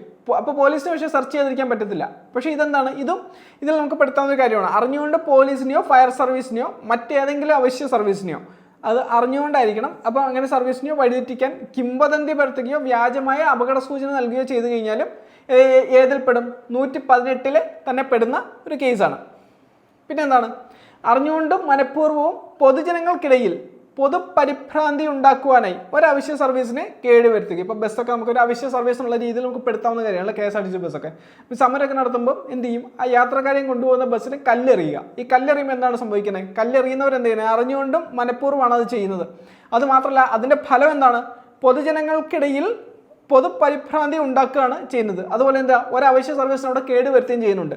അപ്പം ഇതുപോലുള്ള കാര്യങ്ങൾ വന്നാലും ഏതിൽപ്പെടും, 118 തന്നെ പെടുന്നതാണ്. പിന്നെ അടുത്തത് ഇതൊക്കെ നമുക്ക് നല്ല പരിചയമുള്ള സീൻ, നമ്മൾ ഒരുപാട് ചിരിച്ചു മറിഞ്ഞ സീനാണ് അല്ലേ. ഓക്കെ, അപ്പം പ്രസ്താവനയാലോ അഭിപ്രായ പ്രകടനത്താലോ ടെലിഫോൺ വിളിയിലൂടെയോ നമ്മൾ കൊടുക്കുന്നൊരു പ്രസ്താവനയായിരിക്കാം. അപ്പം നമ്മൾ പല യൂട്യൂബിലൊക്കെ പല ഇതും കാണുന്നില്ലേ അല്ലേ, ആറാട്ടാണ് എന്നൊക്കെ പറഞ്ഞിട്ട് നമുക്കിടയ്ക്ക് കാണുന്നുണ്ട് അല്ലേ, അല്ലെങ്കിൽ AJP എന്നൊക്കെ പറഞ്ഞ് നമ്മൾ കാണുന്നുണ്ട്. എന്താണ്, അവർ പ്രസ്താവനയിലൂടെ ഇവരെയൊക്കെ എന്ത് ചെയ്യും, ഡെനിഗ്രേറ്റ് ചെയ്യും അല്ലെ, കരിവരത്തേക്കുന്നു ഉണ്ട്. ഓക്കെ, അതുപോലെ എന്താ, അഭിപ്രായ പ്രകടനത്താലോ അവർ പറഞ്ഞ ചില ഒപ്പീനിയൻ, അവർ പ്രകടിപ്പിക്കുന്ന ഒപ്പീനിയനിലൂടെ, അല്ലെങ്കിൽ എന്താണ് ടെലിഫോൺ വിളിയിലൂടെ, അതാണ് നമ്മൾ ഇവിടെ കാണിച്ചിരിക്കുന്നത്. ടെലിഫോൺ വിളിയിലൂടെ അല്ലെങ്കിൽ എന്താണ് ഏതെങ്കിലും വിധത്തിലുള്ള വിളികളാലോ അനുധാവനം ചെയ്തോ അല്ലെങ്കിൽ ഏതെങ്കിലും ഉപാധിയിലൂടെ സന്ദേശങ്ങളോ കത്തുകളോ ഒക്കെ അയക്കുകയും ചെയ്ത് ആളിന് അസഭ്യമായ രീതിയിൽ അസഹ്യത ഉണ്ടാക്കുക. അപ്പോൾ ഈ ഒരു പല മീൻസിലൂടെ, അതായത് എന്താണ് പ്രസ്താവന കൊടുക്കുന്നു, അല്ലെങ്കിൽ അഭിപ്രായ പ്രകടനം നടത്തുന്നു, ടെലിഫോൺ വിളി, അല്ലെങ്കിൽ എന്താണ് മറ്റേതെങ്കിലും കോൾസ്, ടെലിഫോൺ അല്ലാതെ മറ്റേതെങ്കിലും തരത്തിലുള്ള കോൾസോ കാര്യങ്ങളിലൂടെയൊക്കെ എന്ത് ചെയ്യുന്നു, ഒരാളെ എന്ത് ചെയ്യുകയാണ്, അവിടെ അസഭ്യമായ രീതിയിൽ ആൾക്ക് എന്താണ് അസഹ്യത ഉണ്ടാക്കിയാണ്. അപ്പം ഇതൊക്കെ ചെയ്താലും ഏത് തന്നെയാണ്, 118 വരുന്ന ആ ഒരു ക്രൈം തന്നെയാണ്. ഓക്കെ, അപ്പം 118D വരെ നിങ്ങൾക്ക് ക്ലിയർ ആണ്. പിന്നെ അടുത്തതാണ് എന്താണ് പറഞ്ഞാൽ, അറിഞ്ഞുകൊണ്ട് പൊതുജനങ്ങൾക്ക് അപായം ഉണ്ടാക്കുന്ന, പൊതുസുരക്ഷയിൽ വീഴ്ച ഉണ്ടാക്കുന്നതായ ഏതെങ്കിലും പ്രവൃത്തി ചെയ്യുക. ഇപ്പോൾ ഇത് ഫൈറ്റ് സ്റ്റാണ് ഹീറോയ്ക്കകത്ത് അല്ലേ, ഞാനൊന്ന് ചാർജായി എന്നൊക്കെ പറഞ്ഞു. ഇതൊക്കെ കേട്ട് ഞാനിപ്പോൾ ഒന്നും ചാർജ് അല്ല, ചെറിയൊരു ട്രെൻഡല്ലേ ഇപ്പോഴത്തെ. അപ്പോൾ ആ മൂവിക്കകത്തുള്ള ഒരു സീനാണ് ഇത്, ബൈക്ക് സ്റ്റണ്ട് ചെയ്യുന്നതാണ്. പക്ഷേ ഇതാണ്, ഇത് പൊതുനിരത്തിലൂടെയാണ് വരുന്നതെങ്കിൽ അത് തീർച്ചയായിട്ടും ആരെ ബാധിക്കും, പൊതുജനത്തിനെ ബാധിക്കും. പൊതുജനത്തിൻ്റെ ജീവനും സുരക്ഷയൊക്കെ തന്നെ ബാധിക്കുന്ന കാര്യമാണ്. അപ്പോൾ എന്താണ്, അറിഞ്ഞുകൊണ്ട് പൊതുജനങ്ങൾക്ക് അപായം ഉണ്ടാക്കുന്നതോ പൊതുസുരക്ഷയിൽ വീഴ്ച ഉണ്ടാക്കുന്നതോ ആയ ഏതെങ്കിലും പ്രവൃത്തി ചെയ്താൽ അതും ഏതിൽപ്പെടും, 118 തന്നെ പെടുന്നതാണ്. അടുത്ത എന്താണ് പറഞ്ഞത്, അടുത്ത നിങ്ങൾ ഈ മൂവി നിങ്ങൾ കണ്ടിട്ടുണ്ടായിരിക്കും അല്ലേ, ആട്. ഇത് കാണാത്തവരായിട്ടുള്ളവർ കുറവായിരിക്കും. ശരി, അപ്പോൾ എന്താ, നിയമാനുസൃതം അങ്ങനെ ചെയ്യാൻ അധികാരപ്പെടുത്താത്ത സ്ഫോടക വസ്തുക്കളോ അപകടകമായ പദാർത്ഥങ്ങളോ കടത്തിക്കൊണ്ട് പോവുകയോ, അതായത് ലൈസൻസ് ഇല്ലാതെ നമ്മൾ എന്ത് ചെയ്യുന്നു, സ്ഫോടക വസ്തുക്കൾ കൊണ്ടുവന്നു. ഇപ്പോൾ വെടിമരുന്നായിരിക്കാം, അല്ലെങ്കിൽ ബോംബോ കാര്യങ്ങളൊക്കെ ആയിരിക്കും. ബോംബിനൊന്നും ലൈസൻസ് ഇല്ല. വെടിമരുന്ന് എന്ത് ചെയ്യാം, വെടിമരുന്നിനൊക്കെ ലൈസൻസ് കിട്ടും. ആർക്ക്, ഇതുമായിട്ട് ഈ ഒരു ഇൻഡസ്ട്രി ആയിട്ട് ബന്ധപ്പെട്ട് നിൽക്കുന്നവർക്ക്. അപ്പോൾ എന്താണ്, ഇങ്ങനെ ലൈസൻസ് ഇല്ലാത്ത ആളുകൾ ഇത് കടത്തിക്കൊണ്ട് പോവുക ഒക്കെ ചെയ്ത് കഴിഞ്ഞാൽ അതും എന്ത് തന്നെയാണ്, കുറ്റകരം തന്നെയാണ് അല്ലേ. നമ്മൾ ഇത് ഉപയോഗിച്ചില്ലല്ലോ എന്നൊക്കെ ഒന്നും പറഞ്ഞിട്ട് കാര്യമില്ല, അത് കടത്തിക്കൊണ്ട് പോയാലും എന്ത് തന്നെയാണ്, കുറ്റകരം തന്നെയാണ്. അപ്പം ഇതിൽ കാണിക്കുന്ന ആടിനകത്ത് സീനാണ്. എന്നിട്ട് അവരെന്ത് ചെയ്യും, അവർ ഗ്രനേഡ് വലിച്ച് ബോംബ് വലിച്ച് പുറകോട്ട് എറിയുമ്പോഴത്തേക്കും അവർ വർക്ക് ചെയ്ത ഒരു ഹോട്ടലെല്ലാം കത്തിച്ച് ചാമ്പലാക്കി അവർ പോവുകയാണ് അല്ലേ. ശരി, നമുക്ക് എൻ്റെ ലാസ്റ്റത്തെ ക്ലോസ് നോക്കാം. ജി നമുക്ക് നോക്കാം. എന്താണ് താഴെ ആരാണ്? കീലേരി അച്ചു അല്ലേ. കീലേരി അച്ചു നിങ്ങൾക്ക് അറിയാവുന്ന ഒരു കഥാപാത്രമാണ്. ശരി, അപ്പോൾ നമുക്ക് പുള്ളിയെ തന്നെ വെച്ച് നമുക്ക് നോക്കിയല്ലോ, ഒന്ന് വായിച്ചു നോക്കാം. ഒരു ഗുണ്ടയോ റൗഡിയോ ആയിരിക്കെ 2007 കേരള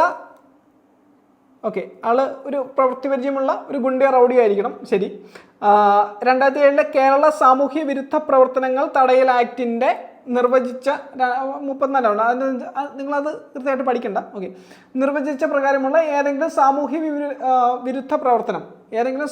വിരുദ്ധ പ്രവർത്തനം സുസാധ്യമാക്കുന്നതിനായി അല്ലെ പിന്നീട് അതിനെ പുനർജീവിപ്പിക്കാൻ വേണ്ടി ശ്രമിക്കുകയാണ്. സമീപ പ്രദേശത്ത് ഏതെങ്കിലും കുറ്റകൃത്യത്തിന് ഉപയോഗിക്കാൻ ഉപയുക്തമായ സാമഗ്രികൾ കൈവശം വെച്ചുകൊണ്ട് സംശയാസ്പദമായ സാഹചര്യങ്ങളിൽ ഒരു പൊതുസ്ഥലത്ത് കാണപ്പെടുകയോ അല്ലെ ഇത് ചെയ്തു കഴിഞ്ഞാൽ എന്താണ് കുറ്റകൃത്യം തന്നെയാണ് അല്ലെ. ആളുടെ കയ്യിൽ എന്തുണ്ട്?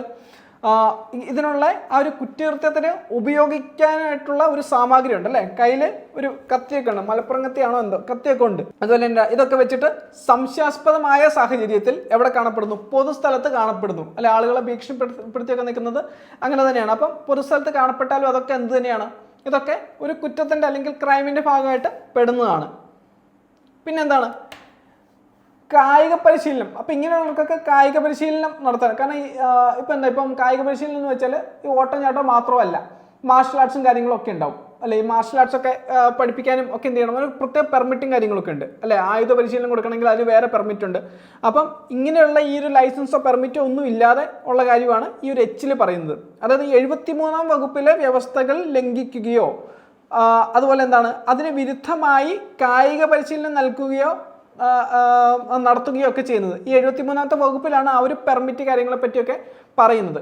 അതുകൊണ്ട് നിങ്ങൾക്ക് 73 നിങ്ങൾക്ക് പഠിക്കാനില്ല, പക്ഷേ 73 ആ ഒരു പെർമിറ്റ് അല്ലെങ്കിൽ കായിക പരിശീലനം നടത്തുന്നതിനുള്ള പെർമിറ്റോ കാര്യങ്ങളൊക്കെ ആണെന്ന് നിങ്ങളൊന്ന് ഓർമ്മയിൽ വെച്ചാൽ മതി.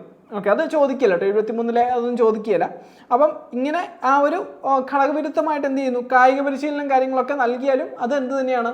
കുറ്റകരം തന്നെയാണ്. അപ്പോൾ നമുക്ക് 118-ന്റെ I എന്താണ് പറഞ്ഞത് നമുക്ക് നോക്കാം. അപ്പോൾ I എന്താണ് പറഞ്ഞത്?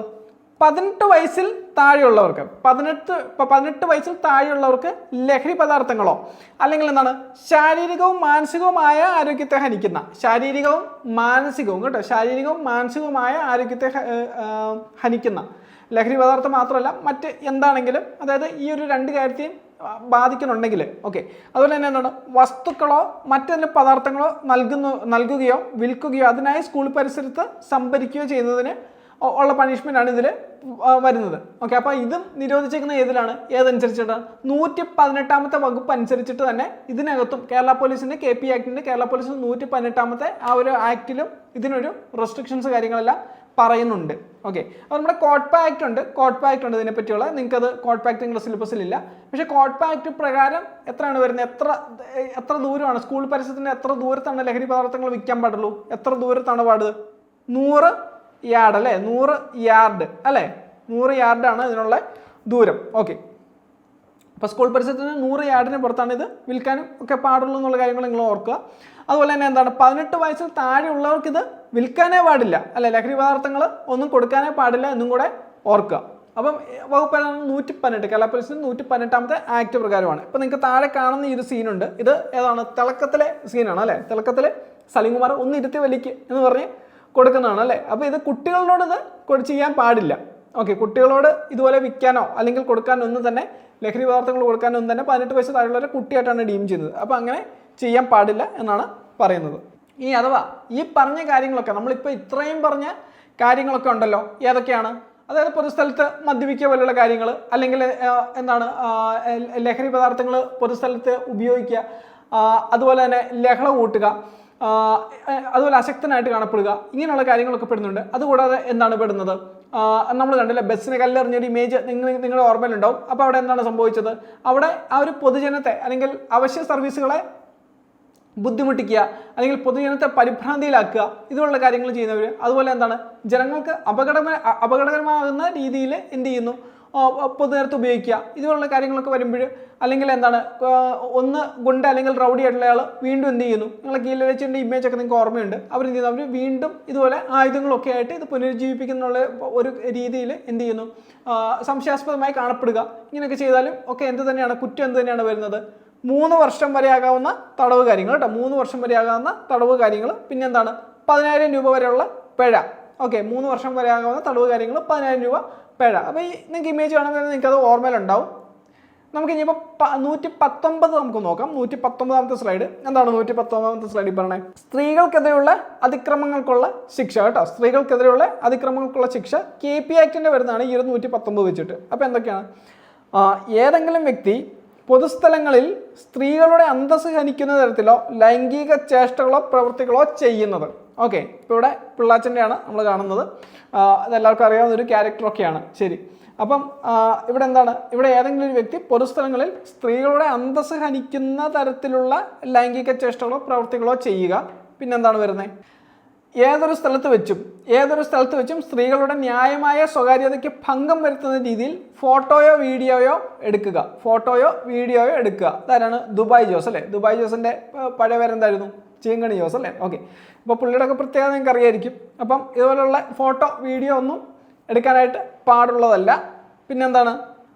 അപ്പോൾ ഇതൊക്കെ ചെയ്ത് കഴിഞ്ഞാൽ എന്താണ്? ഇതൊക്കെ ചെയ്ത് കഴിഞ്ഞാൽ എന്താണ് ശിക്ഷ വരുന്നത്? 3 വർഷം വരെയാകാവുന്ന തടവ്.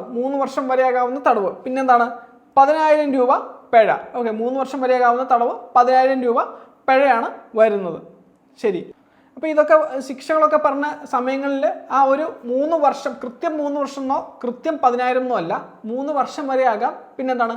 10,000 രൂപ വരെ, അത് കവിയരുത്, 10,000 രൂപ കവിയരുത്. അതുപോലെ ചില സന്ദർഭങ്ങളിൽ ഇവ രണ്ടും കൂടെ ചേർന്നുള്ളതായിരിക്കും. ശിക്ഷകളുടെ കാര്യം വരുമ്പോൾ ചില സന്ദർഭങ്ങളിൽ ഇവ രണ്ടും കൂടെ ചേർന്നുള്ളതായിരിക്കും വരുന്നത്.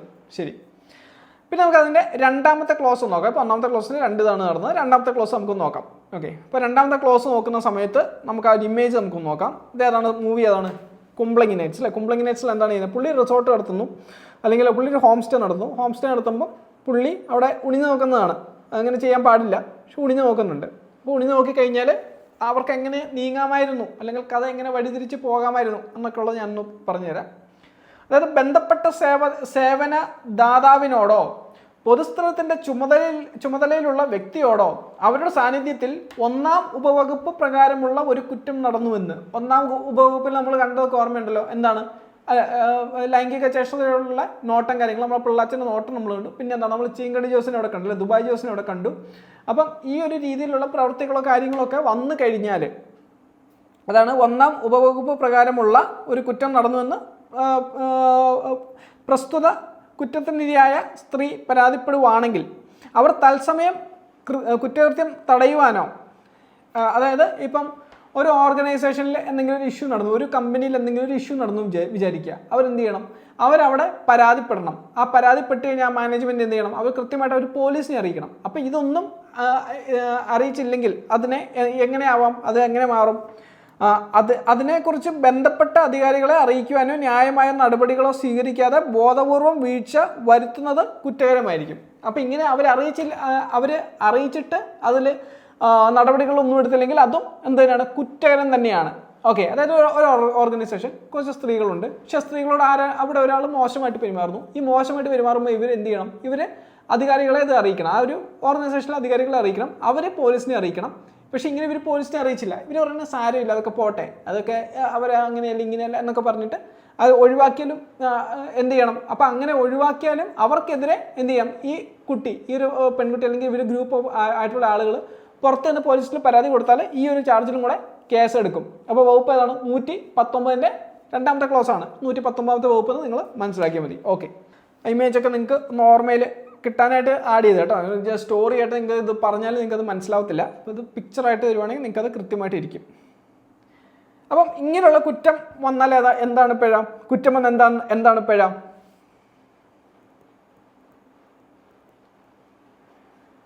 1000 രൂപയാണ് പിഴ വരുന്നത്. 1000 രൂപയാണ് പിഴ വരുന്നത്. അപ്പോൾ ഞാൻ 2,500 ഇട്ടാണ്, എനിക്ക് 1000 ഇടാനായിട്ട് ഒരാളെ കിട്ടിയില്ല. ആരെങ്കിലും ഉണ്ടെങ്കിൽ ഒന്ന് കമൻറ്റ് പറയണേ, 1000 ഇടാൻ പറ്റിയത്.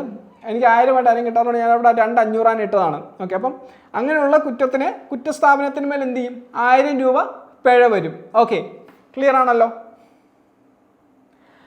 ഇനി 120 നമ്മുടെ അവസാനത്തെ ആ ഒരു ഇതാണ്. നമുക്ക് ഇതും കൂടെ പഠിച്ചാൽ നമുക്ക് KP ആക്ട് തീർന്നു. അപ്പം ഇച്ചിരി ലെങ്ത് ആണെങ്കിലും സിമ്പിളാണ്, പഠിക്കാം, നോക്കാം. ഓക്കെ, അപ്പം 120 എന്താണ് പറഞ്ഞത്? ശല്യമുണ്ടാക്കൽ, അതുപോലെ ക്രമസമാധാന ലംഘനം എന്നിവയ്ക്കുള്ള ശിക്ഷ. ഏതൊരാളെന്നുള്ളത് നമ്മൾ അടുത്തുമായിട്ട് എല്ലാം ഇതുമായിട്ട് ചേർത്ത് വായിക്കേണ്ടതാണ്. ഓക്കെ, അപ്പോൾ ശല്യമുണ്ടാക്കൽ, ക്രമസമാധാന ലംഘനം എന്നിവയ്ക്കുള്ള ശിക്ഷ അല്ലേ. ഇത് ശല്യമുണ്ടാക്കൽ, ക്രമസമാധാന ലംഘനം എല്ലാം ചെയ്യുന്നുണ്ട് അല്ലേ. മറ്റൊരാളെ ഡിസ്റ്റർബ് ചെയ്യുന്നു, അതുപോലെ എന്താണ് കയ്യിൽ കത്തിയൊക്കെ വെച്ചിട്ടാണ്, ഭീഷണിയൊക്കെ ഉണ്ട്, ക്രമസമാധാന ലംഘനമൊക്കെ തന്നെയാണ്. ശരി, അത് നമുക്കിതിൻ്റെ ഓരോന്നും ക്ലോസ് ബൈ ക്ലോസ് ആയിട്ട് നമുക്ക് നോക്കാം, സിമ്പിളായിട്ട് മനസ്സിലാവും. ഓക്കെ, ഇതാണ് മൂവി, ഏതാണ്? പുലിവാൽ കല്യാണം അല്ലേ. പുലിവാൽ കല്യാണത്തിൽ ധർമ്മേന്ദ്ര കാറ് എഴുതുന്നു അല്ലേ. അപ്പുറം ആരുണ്ട്? സലീംകുമാറുണ്ട്. ഓക്കെ, അപ്പോൾ എന്താണ് ഇത്? ഇപ്പുറമുണ്ട്, ഇപ്പുറം കടയൊക്കെയാണ് കേട്ടോ. ഇതൊരു കടയൊക്കെയാണ്, അവിടെ സാധനങ്ങളൊക്കെ വിൽക്കാൻ തൂക്കിയിട്ടിട്ടുണ്ട്. അതുപോലെ ഇവിടെ എന്താ, ഇവിടെ ഇത് പടക്കക്കട, പടക്കത്തിൻ്റെ ഒക്കെ ഒരു ഇമേജാണ്. അപ്പം നമുക്ക് നോക്കാം, ആ ഒരു ക്ലോസ് നമുക്ക് നോക്കാം. ഒരു പൊതുസ്ഥലത്ത് പൊതുജനങ്ങൾക്ക് അസഹ്യതയോ അസൗകര്യമോ ഉണ്ടാക്കിക്കൊണ്ട് ഫർണിച്ചർ സാധനങ്ങളോ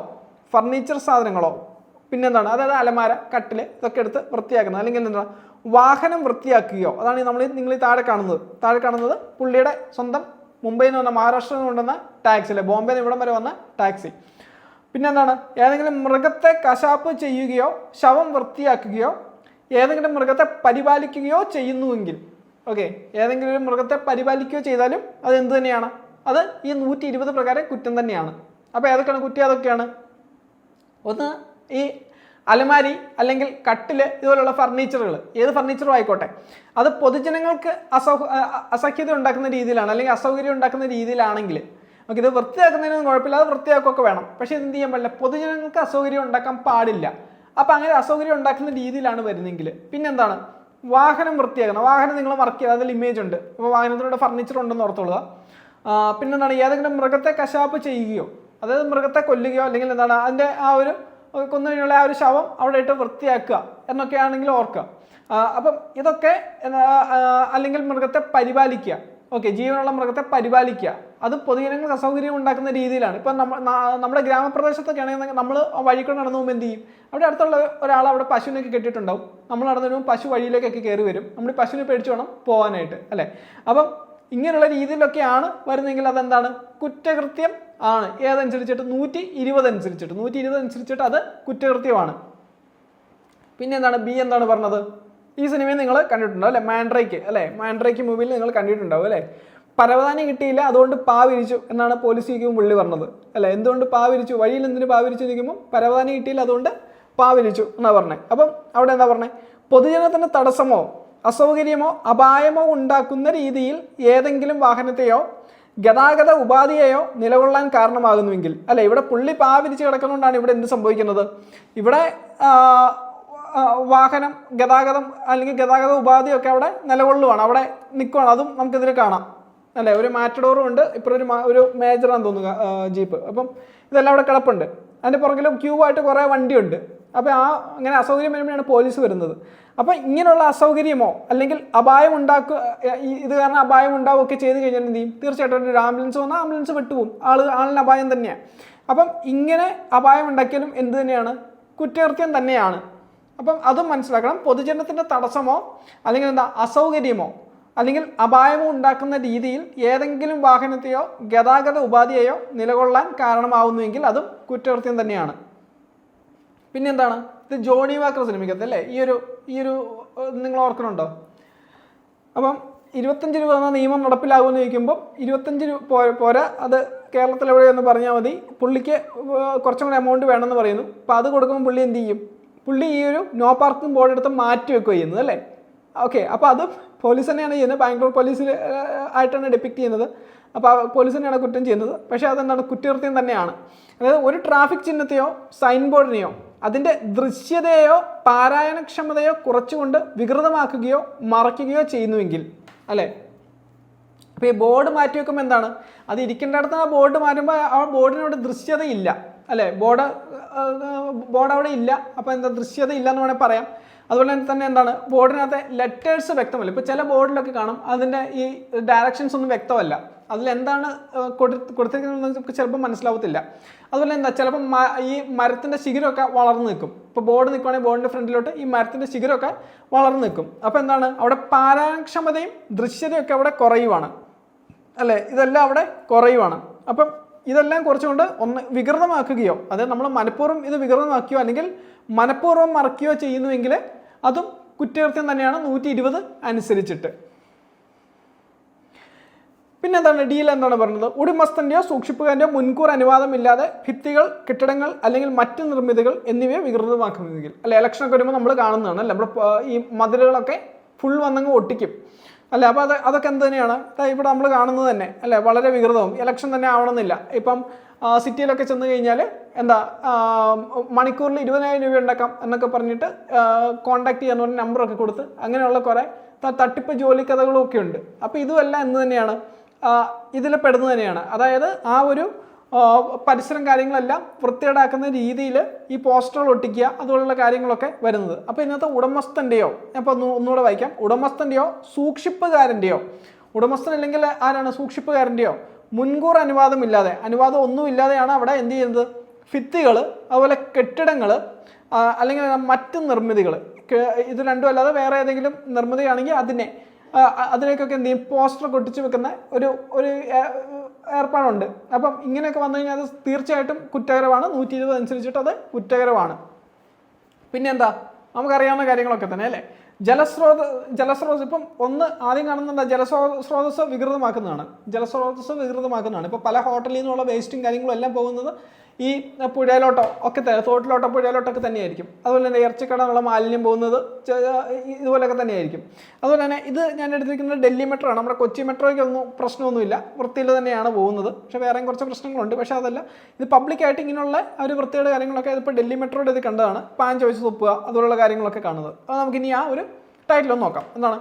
ജലസ്രോതസ്സുകളുടെയോ ജലവിതരണത്തെയോ മലിനമാക്കുകയോ പൊതു ശുചീകരണ നടപടികളെ തടസ്സപ്പെടുത്തുകയോ പൊതുസ്ഥലങ്ങൾ വൃത്തിഹീനമാക്കുകയോ നിയമവിരുദ്ധമായി പരിസ്ഥിതിക്ക് സാരമായ കേടുപാടുണ്ടാക്കുകയൊക്കെ ചെയ്യുന്നത് എന്ത് തന്നെയാണ്? കുറ്റകൃത്യം തന്നെയാണ്. 120 അനുസരിച്ചിട്ട് KP ആക്ടിന് 120 അനുസരിച്ചിട്ടും അത് കുറ്റകൃത്യമാണ്. അപ്പോൾ ഏതാണ്? ജലസ്രോതസ്സുകളെയും ജലവിതരണത്തെയും ഇവിടെ മലിനമാക്കുന്നുണ്ട് അല്ലേ. ജലസ്രോതസ്, ജലവിതരണം ഇതിനൊക്കെ മലിനമാക്കുന്നുണ്ട്. അതുപോലെ എന്താണ്?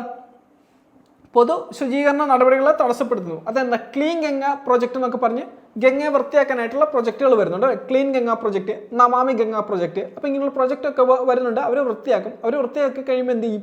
പറയുന്നത് പിന്നെയും മാലിന്യം വരും. എങ്ങനെ വരും? ഇതുപോലുള്ള രീതിയിൽ വരും. അപ്പോൾ എന്താ? പൊതു ശുചീകരണ നടപടികൾ എന്ന് പറയുമ്പോൾ ഇതൊക്കെ തന്നെയാണ്. അപ്പം ഇതിനെ തടസ്സപ്പെടുത്തുകയാണ് അവിടെ ചെയ്യുന്നത്.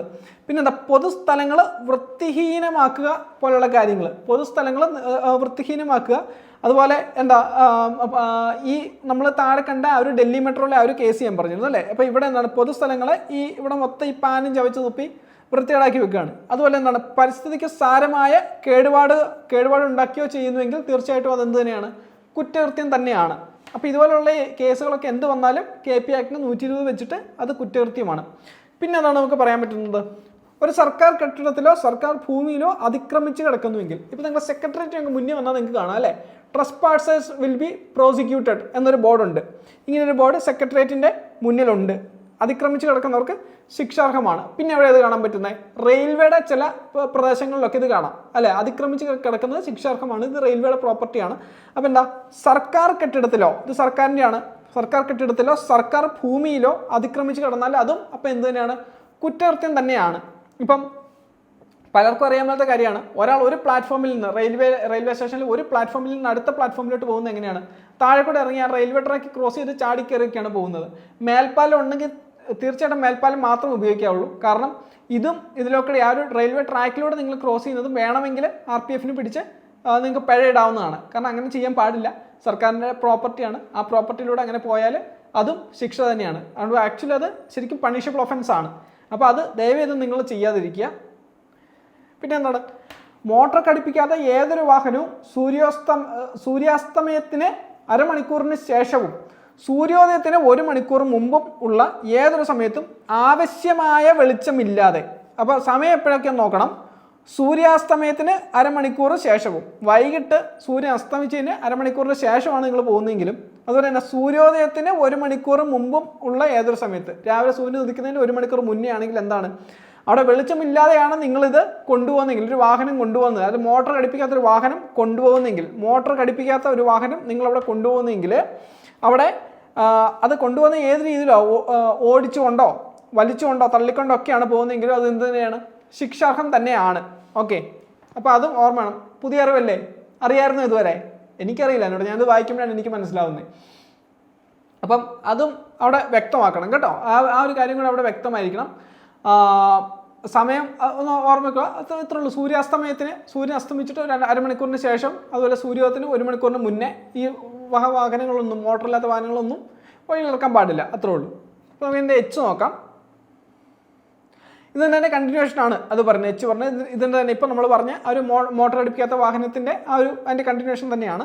അപ്പോൾ എച്ച് നമുക്ക് നോക്കാം. എച്ചിൽ എന്താണ് പറയുന്നതെന്ന് വെച്ചാൽ ഈ പോകുന്ന മോട്ടോർ വാഹനം കൊണ്ടുപോകുന്ന രീതികളെ പറ്റിയാണ് നമുക്ക് നോക്കുന്നത്. അപ്പോൾ അത് നമുക്ക് സിമ്പിളായിട്ട് നമുക്ക് നോക്കാം. എന്താണ് ഈ പോകുന്ന വാഹനം അത് ഓടിച്ചോണ്ടോ തള്ളിക്കൊണ്ടോ എങ്ങനെ വെച്ചാൽ ആയിക്കോട്ടെ.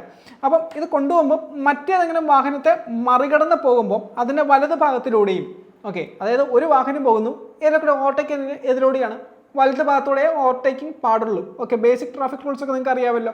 ശരി, അതുപോലെ തന്നെ എന്താണ്, മറ്റേതെങ്കിലും വാഹനം എതിരെ വരുമ്പോൾ നമ്മൾ ഇതിലൂടെ പോകണം, ഇടതുവശത്തോടെയാണ് പോകുന്നത്. റോഡിലെ ട്രാഫിക് നിയമം അത് തന്നെയാണ്. അപ്പോൾ മോട്ടോർ ഘടിപ്പിക്കാത്ത വാഹനമാണെങ്കിലും ഈ രീതിയിലല്ല പോകുന്നതെങ്കിൽ, ഓക്കെ, ബാക്കിയുള്ള വാഹനത്തെ പോലെ അല്ല ട്രാഫിക് റൂള് പാലിക്കുന്നതെങ്കിലും അവിടെ എന്ത് ചെയ്യാം, ഈ ഒരു കുറ്റം കാര്യങ്ങളൊക്കെ ചാർജ് ചെയ്യാം. ഓക്കെ, അപ്പോൾ മോട്ടർ ഇല്ലാത്ത വണ്ടിയാണ് എന്നൊക്കെ പറഞ്ഞുകൊണ്ട് നമുക്ക് ഇവിടുത്തെ എക്സെപ്ഷൻ ഒന്നുമില്ല ഈ കേസുകളിൽ. അവിടെ ആണെങ്കിൽ എന്ത് ചെയ്യാം, കേസ് നമുക്ക് ഇടാൻ പറ്റും. ഓക്കെ, പിന്നെന്താണ് അടുത്ത ഫിഗർ വയ്ക്കുക. നിങ്ങൾ കണ്ടിട്ടുള്ള പലപ്പോഴും കാണുന്ന കാര്യങ്ങൾ തന്നെയായിരിക്കും അല്ലേ. തമിഴ്നാട്ടിൽ നിന്ന് വൈക്കോൽ വരുന്നത് പലപ്പോഴും ഇങ്ങനെ തന്നെയായിരിക്കും അല്ല, നിങ്ങൾ ശ്രദ്ധിച്ചിട്ടുള്ള കാര്യമായിരിക്കും. അപ്പോൾ എന്താണ്, വാഹനങ്ങളുടെയോ മുന്നിൽ നിന്നും അല്ലെങ്കിൽ പിന്നിൽ നിന്നും 5 അടി കവിഞ്ഞ് തള്ളി നിൽക്കുന്ന ഏതെങ്കിലും സാധനം വെച്ചിട്ടുള്ള വാഹനങ്ങളോ തെരുവിലൂടെ കടത്തുന്നുവെങ്കിൽ, ഇപ്പം പഴയ ലോറി കാര്യങ്ങളൊക്കെ ഉണ്ടല്ലോ, നമ്മുടെ സ്ഫടികത്തിനകത്തുള്ള ലോറി. അപ്പോൾ ഇതൊക്കെ നിങ്ങളുടെ നാട്ടിലൂടെ പണ്ട് നിങ്ങൾ ശ്രദ്ധിച്ചിട്ടുണ്ടെങ്കിൽ അറിയത്തിലൊക്കെ പോകുന്ന തടി എന്ന് പറഞ്ഞാൽ അതിനെ അങ്ങ് തള്ളി നിൽക്കും അല്ലേ. നല്ല രീതിയിലുള്ള ആ ഒരു ലോറി കഴിഞ്ഞും ഒരുപാട് മുന്നോട്ട് കയറി ഇറങ്ങിയൊക്കെയാണ് അത് ഇരിക്കുന്നത്. അപ്പോൾ ഈ രീതിയിലൊക്കെ കൊണ്ടുപോയി ശരിക്കും അത് ശിക്ഷാർഹമാണ്, വെച്ചിട്ടുള്ള ശിക്ഷാർഹമാണ്. അപ്പം അപ്പോൾ എത്രയാണെന്ന് ചോദിച്ചു കഴിഞ്ഞാൽ എത്രയാണ്, 5 അടി കവിഞ്ഞാണ് തള്ളി നിൽക്കുന്നതെങ്കിൽ, 5 അടി കവിഞ്ഞാണ് അത് തള്ളി നിൽക്കുന്നതെങ്കിൽ ഇതിന് തെരുവിലൂടെ കടന്നു പോകുന്നെങ്കിൽ ശിക്ഷാർഹമാണ്. ഓക്കെ, ഏതനുസരിച്ചിട്ട് 120 അനുസരിച്ചിട്ട്. പിന്നെ ജെ അല്ലെ, പാണ്ടിപ്പടയ്ക്കകത്തുള്ളൊരു സീനാണ്. ഏതാണ്, ഏതെങ്കിലും മൃഗത്തെയോ വാഹനത്തെയോ ഓടിക്കുന്നതിലോ അതുപോലെ നോക്കി നടത്തുന്നതിലോ ശ്രദ്ധിക്കുന്നതിലോ സംഭവിച്ച ഏതെങ്കിലും ഉദാസീനം മൂലമോ തെറ്റായ ഉപയോഗം മൂലമോ ഏതെങ്കിലും പരിക്കോ കേടുപാടോ ഉണ്ടാക്കുന്നുവെങ്കിൽ അതും ഇത് തന്നെയാണ്, കുറ്റകൃത്യം തന്നെയാണ്. അപ്പോൾ ഏതാണ്, മൃഗമാകാം വാഹനമാവാം.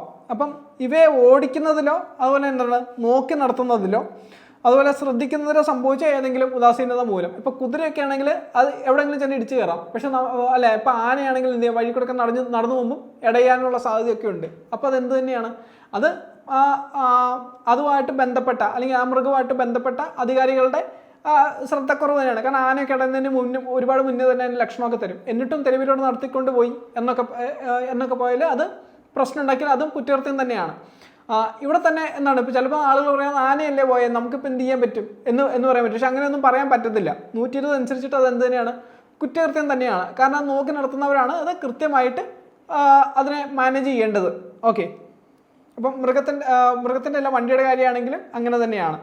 അപ്പോൾ ഏതാണ്, 120 പ്രകാരമാണ് അത് കുറ്റകൃത്യമാവുന്നത്. പിന്നെ എന്താണ്, ഡാഡിക്കോൾ സിനിമയ്ക്കകത്തിൻ്റെ സോങ്ങിന് എടുത്തത് കേട്ടോ. ഇത് പൊതുസ്ഥലമൊന്നും അല്ല ഇതിനകത്ത് ശരിക്കും. പക്ഷെ അതിന് വേറെ ഇമേജ് ഒന്നും കിട്ടിയില്ല. അപ്പോൾ ഏതാണ്, പൊതുസ്ഥലത്ത് മറ്റുള്ളവർക്ക് ശല്യമുണ്ടാക്കുന്ന വിധം ബോധപൂർവം മലമൂത്ര വിസർജനം ചെയ്യുന്നുവെങ്കിൽ, പൊതുസ്ഥലത്ത് മറ്റുള്ളവർക്ക് ശല്യമുണ്ടാക്കുന്ന വിധം ബോധപൂർവം മലമൂത്ര വിസർജനം ചെയ്യുന്നുവെങ്കിൽ അതും എന്ത് തന്നെയാണ്, കുറ്റകൃത്യം തന്നെയാണ്. 120 അനുസരിച്ചിട്ടാണ്. അപ്പോൾ ഇത് ഇച്ചിരി ലെങ്ത് ചെയ്യാനുണ്ട്, പക്ഷേ കുഴപ്പമില്ല, നിങ്ങൾക്കത് മനസ്സിലാവും. നിങ്ങൾക്ക് ആ ഒരു എക്സാമിൻ്റെ സമയത്ത് ഇമേജും പറഞ്ഞ കാര്യങ്ങളൊക്കെ നിങ്ങൾക്ക് ഓർമ്മയിൽ കിട്ടും, നിങ്ങൾക്ക് എഴുതാൻ വേണ്ടി പറ്റും. ഓക്കെ, നമുക്കിനി ഇത് കുറച്ചും കൂടെ ഉള്ളൂ, നമുക്ക് നോക്കാം. ഏതാണ്, എല്ല് അല്ലേ. അപ്പം തൻ്റെ കരുതലിലോ നിയന്ത്രണത്തിലോ ഉള്ളതും അരുമയായി വളർത്തുന്നതുമായ മൃഗങ്ങളെ തക്കതായി ശ്രദ്ധിക്കാതിരിക്കുകയും അയൽവാസികൾക്കോ പൊതുജനങ്ങൾക്കോ അസൗകര്യം ഉണ്ടാകുന്ന വിധം അവയെ അലക്ഷ്യമായി വിടുകയും ചെയ്യുന്നുവെങ്കിൽ അതും കുറ്റകൃത്യം തന്നെയാണ് അല്ലേ. ഇത് മഴവിൽക്കാവടി സിനിമയിൽ പെണ്ണ് കാണാൻ വരുമ്പോൾ എന്ത് ചെയ്യും, അവർ ചോദിക്കും ആന എവിടെ എന്ന് ചോദിക്കും അല്ലേ? കാരണം വീട്ടിൽ ആനയുണ്ടെന്ന് പറഞ്ഞിരുന്നു. അതുപോലെ പുറത്ത് ചങ്ങലയും കുറച്ച് ആനപ്പിണ്ടിയൊക്കെ ഇട്ടിട്ടുണ്ട്. അപ്പം ആനയെ മാത്രം കാണുന്നില്ല. അപ്പം ആന എവിടെയെന്ന് ചോദിക്കുമ്പം പെട്ടെന്ന് അദ്ദേഹം ചാടിക്കറി പറയുന്നതാണ് ആനയെ മേയാൻ വിട്ടേക്കുക എന്ന് പറയും. അപ്പം അങ്ങനെ ആനയെ മേയാൻ വിടാൻ പറ്റുമോ? അങ്ങനെ ആനയെ മേയാൻ വിട്ടിട്ടുണ്ടെങ്കിൽ അത് 120 പ്രകാരം എന്താണ്? കുറ്റകൃത്യമാണ്. ഓക്കെ, അപ്പോൾ അതൊന്നും കൂടെ നോക്കിയാൽ തൻ്റെ കരുതലിലോ നിയന്ത്രണത്തിലുള്ള അരുമയായി വളർത്തുന്നതുമായ മൃഗങ്ങളെ തക്കതായി ശ്രദ്ധിക്കാതെയും അയൽവാസികൾക്കോ പൊതുജനങ്ങൾക്കോ അസൗകര്യം ഉണ്ടാക്കുന്ന വിധം അവയെ അലക്ഷ്യമായി വിടുകയും ചെയ്യുന്നുവെങ്കിൽ, ഇപ്പം നമ്മൾ ആക്ഷൻ ഹീറോ ബിജു മൂവിക്കകത്തും ഒരു പട്ടി അല്ലെ വളർത്തുനായ വന്ന് കുട്ടിയെ കടിക്കുന്ന ഒരു കാര്യം പറഞ്ഞിട്ടുണ്ട്. അപ്പോൾ അതിനകത്ത് ചാർജ് ചെയ്യുന്ന അന്നത്തെ IPC വെച്ചുള്ള കേസുകളാണ് പറഞ്ഞത്. ആ ഒപ്പം തന്നെ ചാർജ് ചെയ്യാൻ പറ്റുന്ന ഒരു കേസാണ് ഇതും അല്ലെ. 120ന്റെ L വെച്ചിട്ട് ചാർജ് ചെയ്യാവുന്നതാണ്. പിന്നെ എന്താണ് അടുത്തെന്താണ് വരുന്നത്? ഉടമസ്ഥന്റെ അറിവും സമ്മതവും ഇല്ലാതെ പ്രകടമായി 14 വയസ്സിൽ താഴെയുള്ള കുട്ടികൾക്ക് കുട്ടികളിൽ നിന്നും എന്ത് ചെയ്യുന്നു? ആഭരണം, വാച്ച്, പേന, സൈക്കിള്, പാത്രം അല്ലെങ്കിൽ വിലപിടിപ്പുള്ള മറ്റ് സാധനം വാങ്ങുകയും അത്തരം ആളിൽ നിന്ന് ഏതെങ്കിലും സാധനം പണയത്തിന്മേലോ ഈടിന്മേലോ എടുക്കുകയും ചെയ്യുന്നുവെങ്കിൽ, ഒന്നുമില്ല വിലപിടിപ്പുള്ള കുറേ സാധനങ്ങൾ, വിലപിടിപ്പുള്ളതും അതുപോലെ തന്നെ മറ്റ് വസ്തുക്കളും ആവാം. അപ്പോൾ ഇത് വാങ്ങുകയും അതുപോലെ അത്ര ആളുകളിൽ നിന്ന് ഈ സാധനം പണയത്തിനെടുക്കുകയൊക്കെ ചെയ്ത് കഴിഞ്ഞാൽ എന്ത് തന്നെയാണ്? അതും കുറ്റകൃത്യം തന്നെയാണ്. ഇത് മൈ ബിഗ് ഫാദർ മൂവിക്ക് അതല്ലേ. അപ്പം അതിൻ്റെ മാമൻ ചോറിനൊന്ന് കാണിച്ചു തരാം എന്ന് പറഞ്ഞ് ചോറ് കൊടുക്കുന്ന സീനാണ്. ഓക്കെ, ഇത് പക്ഷേ കുറ്റമൊന്നുമല്ല. പക്ഷെ ഇത് പക്ഷേ വേറെ വകുപ്പിൽ വരും. ഇത് ആള് കുട്ടിയല്ല ഒന്നാമത്തെ കാര്യം. ഇനിയിപ്പോൾ ആള് കുട്ടിയാണെങ്കിൽ തന്നെ ഇതുപോലെയൊക്കെ ചെയ്ത് കുഞ്ഞിനെ പട്ടിണിക്കിട്ട് അതിന് വേറെ വകുപ്പും കാര്യങ്ങളൊക്കെ ഉണ്ട്. പക്ഷേ ഇവിടെ നമ്മൾ 120ന്റെ ഈ ഒരു ML നമ്മൾ പറഞ്ഞതാണ് പ്രകടമായി 14 വയസ്സിൽ താഴെയുള്ള കുട്ടികളിൽ നിന്ന് ഇതുപോലുള്ള വസ്തുക്കൾ കാര്യങ്ങളൊക്കെ വാങ്ങുന്നത് അല്ലെ, വിലപിടിപ്പുള്ള വസ്തുക്കൾ കാര്യങ്ങളൊക്കെ വാങ്ങുന്നതോ ഈടിന്മേലോ പണയത്തിന്മേലൊക്കെ എടുക്കുന്നതും എല്ലാം എന്ത് തന്നെയാണ്? കുറ്റകൃത്യം തന്നെയാണ്.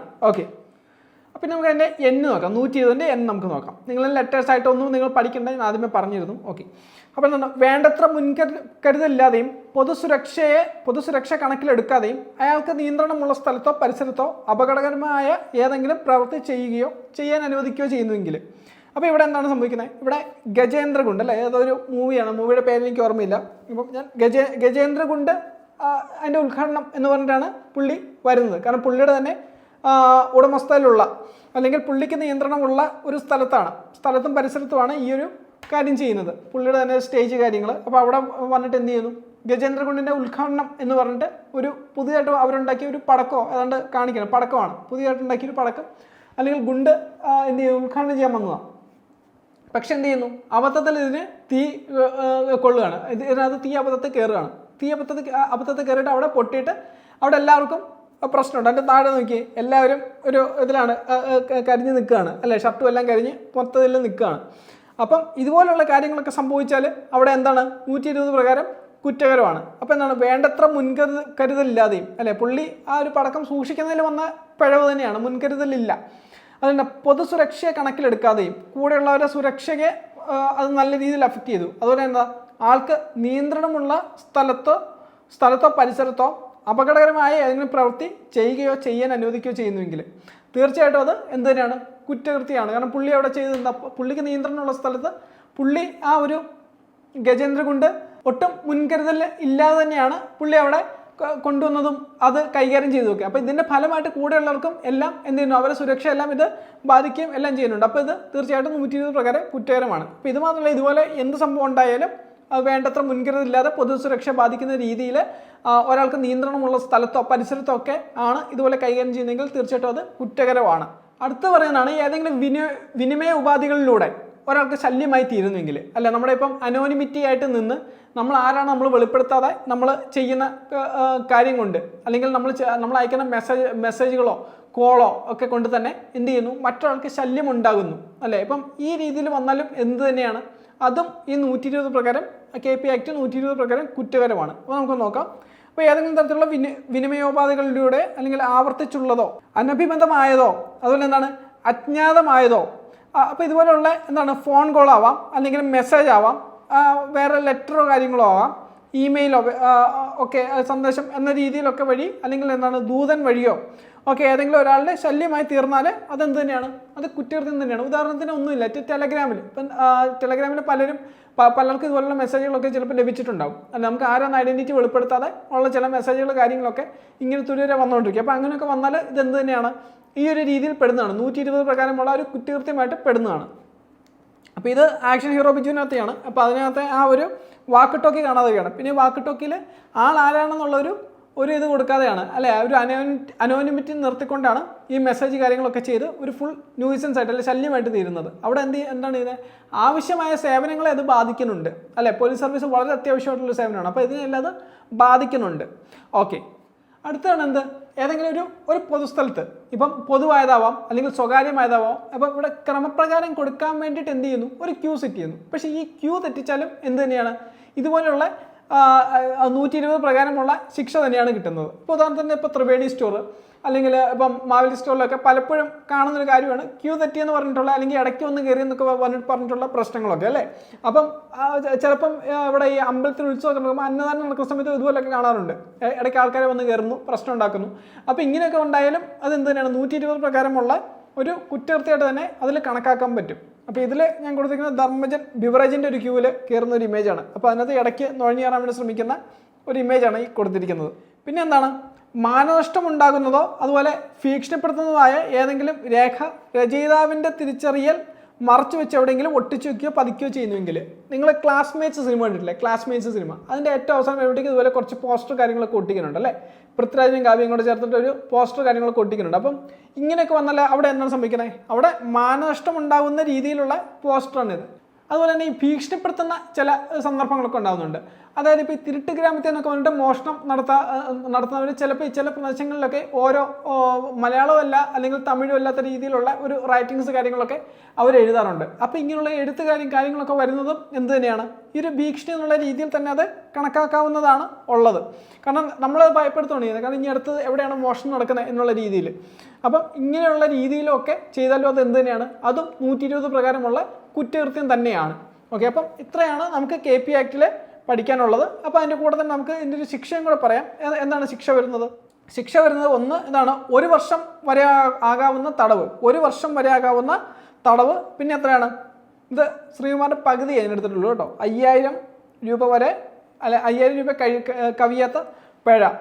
ഓക്കെ, അത് ഞാൻ പുള്ളിയുടെ ഫോട്ടോ കണ്ട് ഞാൻ ക്രോപ്പ് ചെയ്ത് വെച്ചത്, എനിക്ക് 5000 വേറെ ആളെയൊന്നും കിട്ടിയില്ല. അപ്പം 1 വർഷം തടവ്, അതുപോലെ തന്നെ എന്താണ് 5000 കവിയാത്ത പിഴ. അപ്പോൾ ഇതാണ്, അല്ലെങ്കിൽ ഇവ രണ്ടും കൂടെ ചേർന്നതായിരിക്കും എന്ത് വരുന്നത്, ഇതിനുള്ള ഒരു ശിക്ഷയായിട്ട് വരുന്നത്. ഓക്കെ, അപ്പം നിങ്ങളുടെ KP ആക്ടിൻ്റെ ആ ഒരു ക്ലാസ് നിങ്ങൾക്ക് കംപ്ലീറ്റ് ആയിട്ടുണ്ട്. KP ആക്ട് ഇത്രേ ഉള്ളൂ, നിങ്ങൾക്കത് വളരെ സിമ്പിളായിട്ട് പഠിക്കണം. ആദ്യത്തെ 3 ക്ലാസ് അനിലാൽ സാറാണ് എടുത്തിട്ടുള്ളത്. പ്ലേലിസ്റ്റ് നിങ്ങൾക്ക് ക്ലാസ്സസ് എല്ലാം അവൈലബിൾ ആണ്. അതുപോലെ എൻ്റെ PDF-ഉം താഴെ ആ ഒരു തന്നിരിക്കുന്ന കമൻറ്റ് ബോക്സിൽ പിൻ ചെയ്ത് വെച്ചിരിക്കുന്ന ലിങ്കിൽ കയറി നിങ്ങൾക്ക് PDF-ഉം കിട്ടും. ഓക്കെ, അപ്പം നിങ്ങൾ കൃത്യമായിട്ട് പഠിക്കുക, പ്രോപ്പറായിട്ട് തന്നെ റിവൈസ് ചെയ്യുക. പിന്നെ ഈ ഒരു KP ആക്ട് ഞാനെടുത്തൊരു പോർഷൻസ് എന്ന് പറയുമ്പോൾ ഞാനത് നിങ്ങൾ ട്രോളൊക്കെ ആഡ് ചെയ്തിട്ടാണ് അത് ചെയ്തിരിക്കുന്നത്. വേറെ ഒന്നും കൊണ്ടല്ല, നിങ്ങൾക്കത് എളുപ്പത്തിൽ മനസ്സിലാവാൻ വേണ്ടിയിട്ടാണ്. നിങ്ങളിതൊന്നും കുത്തിരുന്ന് പഠിക്കേണ്ട ആവശ്യമില്ല, കാണാപ്പാടം പഠിക്കേണ്ട ആവശ്യമില്ല. നിങ്ങളാകെ ആ ഒരു നമ്പർ, ആ ഒരു സെക്ഷനും അതിനകത്ത് തന്നെ മെയിൻ ഹെഡിങ് മാത്രമാണ് നിങ്ങൾ കൃത്യമായിട്ട് പഠിക്കേണ്ടത്. ബാക്കി എന്തൊക്കെ വരുന്നു നിങ്ങൾ അറിഞ്ഞു വെക്കണം, അത്രേ ഉള്ളൂ. ഓക്കെ, അപ്പം നിങ്ങൾക്കത് വളരെ എളുപ്പത്തിൽ സ്കോർ ചെയ്യാൻ പറ്റുന്ന ഒരു ഏരിയയാണ് KP ആക്ട്. നിങ്ങൾക്ക് KP ആക്ട് വരുന്നത് തന്നെ 3 മാർക്കിനാണ്. 3 മാർക്കൊക്കെ നിങ്ങൾക്ക് ഈസി ആയിട്ട് നിങ്ങൾക്ക് സ്കോർ ചെയ്യാൻ വേണ്ടി പറ്റും. ഓക്കെ, അപ്പം നിങ്ങൾ നന്നായിട്ട് പഠിക്കുക, നല്ല രീതിയിൽ തന്നെ എക്സാം എഴുതട്ടെ. ഓക്കെ, അപ്പം എല്ലാ അനുഗ്രഹം ഉണ്ടാവട്ടെ. Thank you.